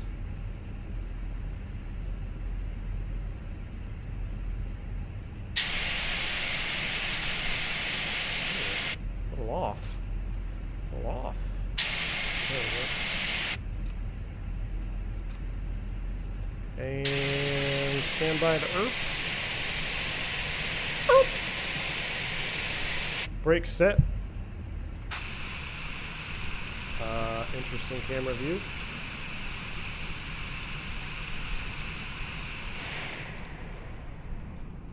Why are we rotated? There we go. Where's that traffic at? There he is. He's on final. So we'll shut down. Oh, is he like way out there? Oh, there he is. Beautiful. We'll watch this landing, and then we will shut her down, and then we will reconfigure for the replay, because I want to see that landing for sure. ERP emoji. Oh, yeah, we do need one. Hold short, Golf Golf. What's up, man? Welcome. Feels cold watching, indeed. Ooh, look at that. 330. Well, that looked flat. He looks like he's spicy. Is he going to stop?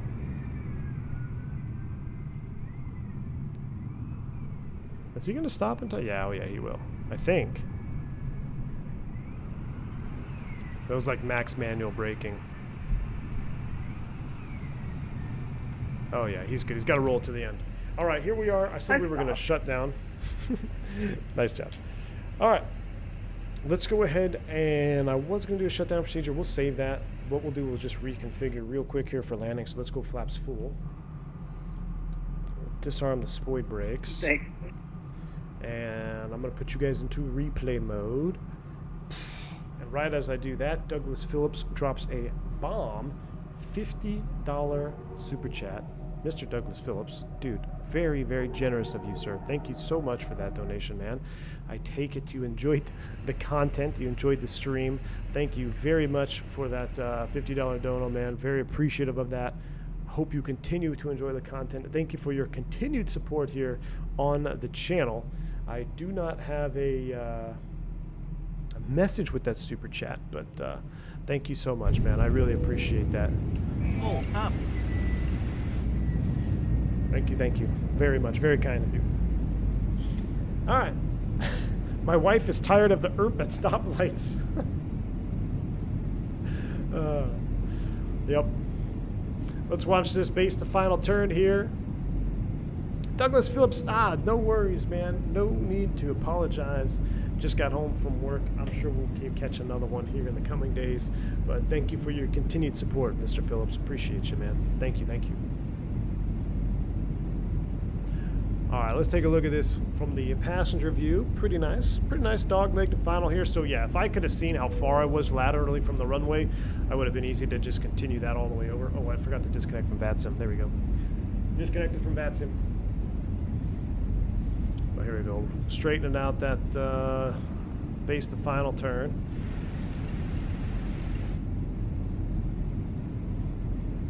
I don't know why the speed brakes are out on this one, but watch her come around here for the turn. Beautiful views. Jeez. It'd be so cool to see a pilot podcast with you in 74 gear Airbus versus Boeing. Oh yeah. I've seen a couple of his videos, 74 gear. He's pretty entertaining. I like watching his stuff. I'm still waiting for me and Mr. Blackbox to get together. That would be fun. That would be fun. Runar, always, my friend, always. Thank you so much for stopping by. Diego, it is indeed. Diego, this is a payware scenery. I believe it's a Simulation Extreme or something.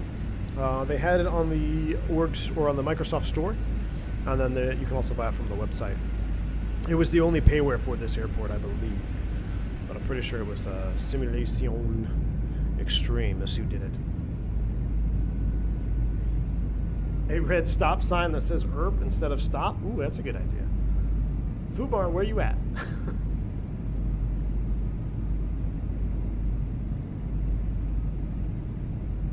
See, what time is it? 2:45. Yeah, we're looking good here. All right, so here's our base to final turn. We don't really get to see these hand-flown approaches here.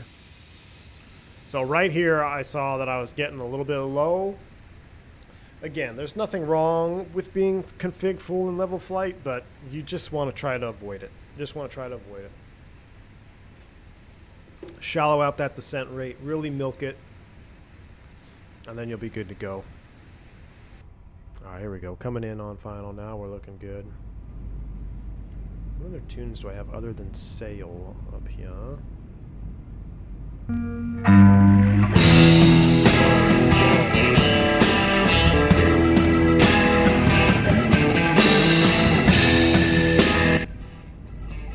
Jeez.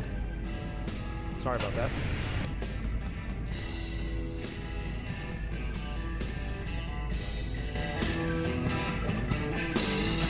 Here we go. Let's see how we did here. On final.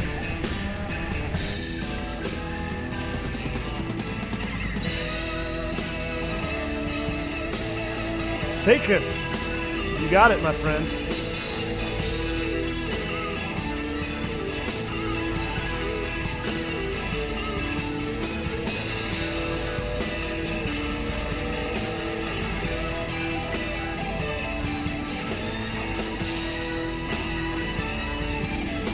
The recorder is flight recorder. Flight recorder. Off the flight Santiago.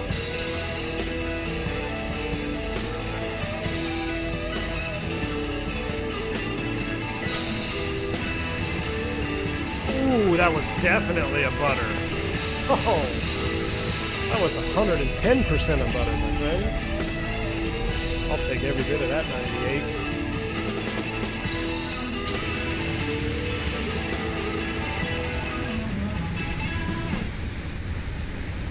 Good song, good song. All right, guys, let's see this one more time here from the outside view.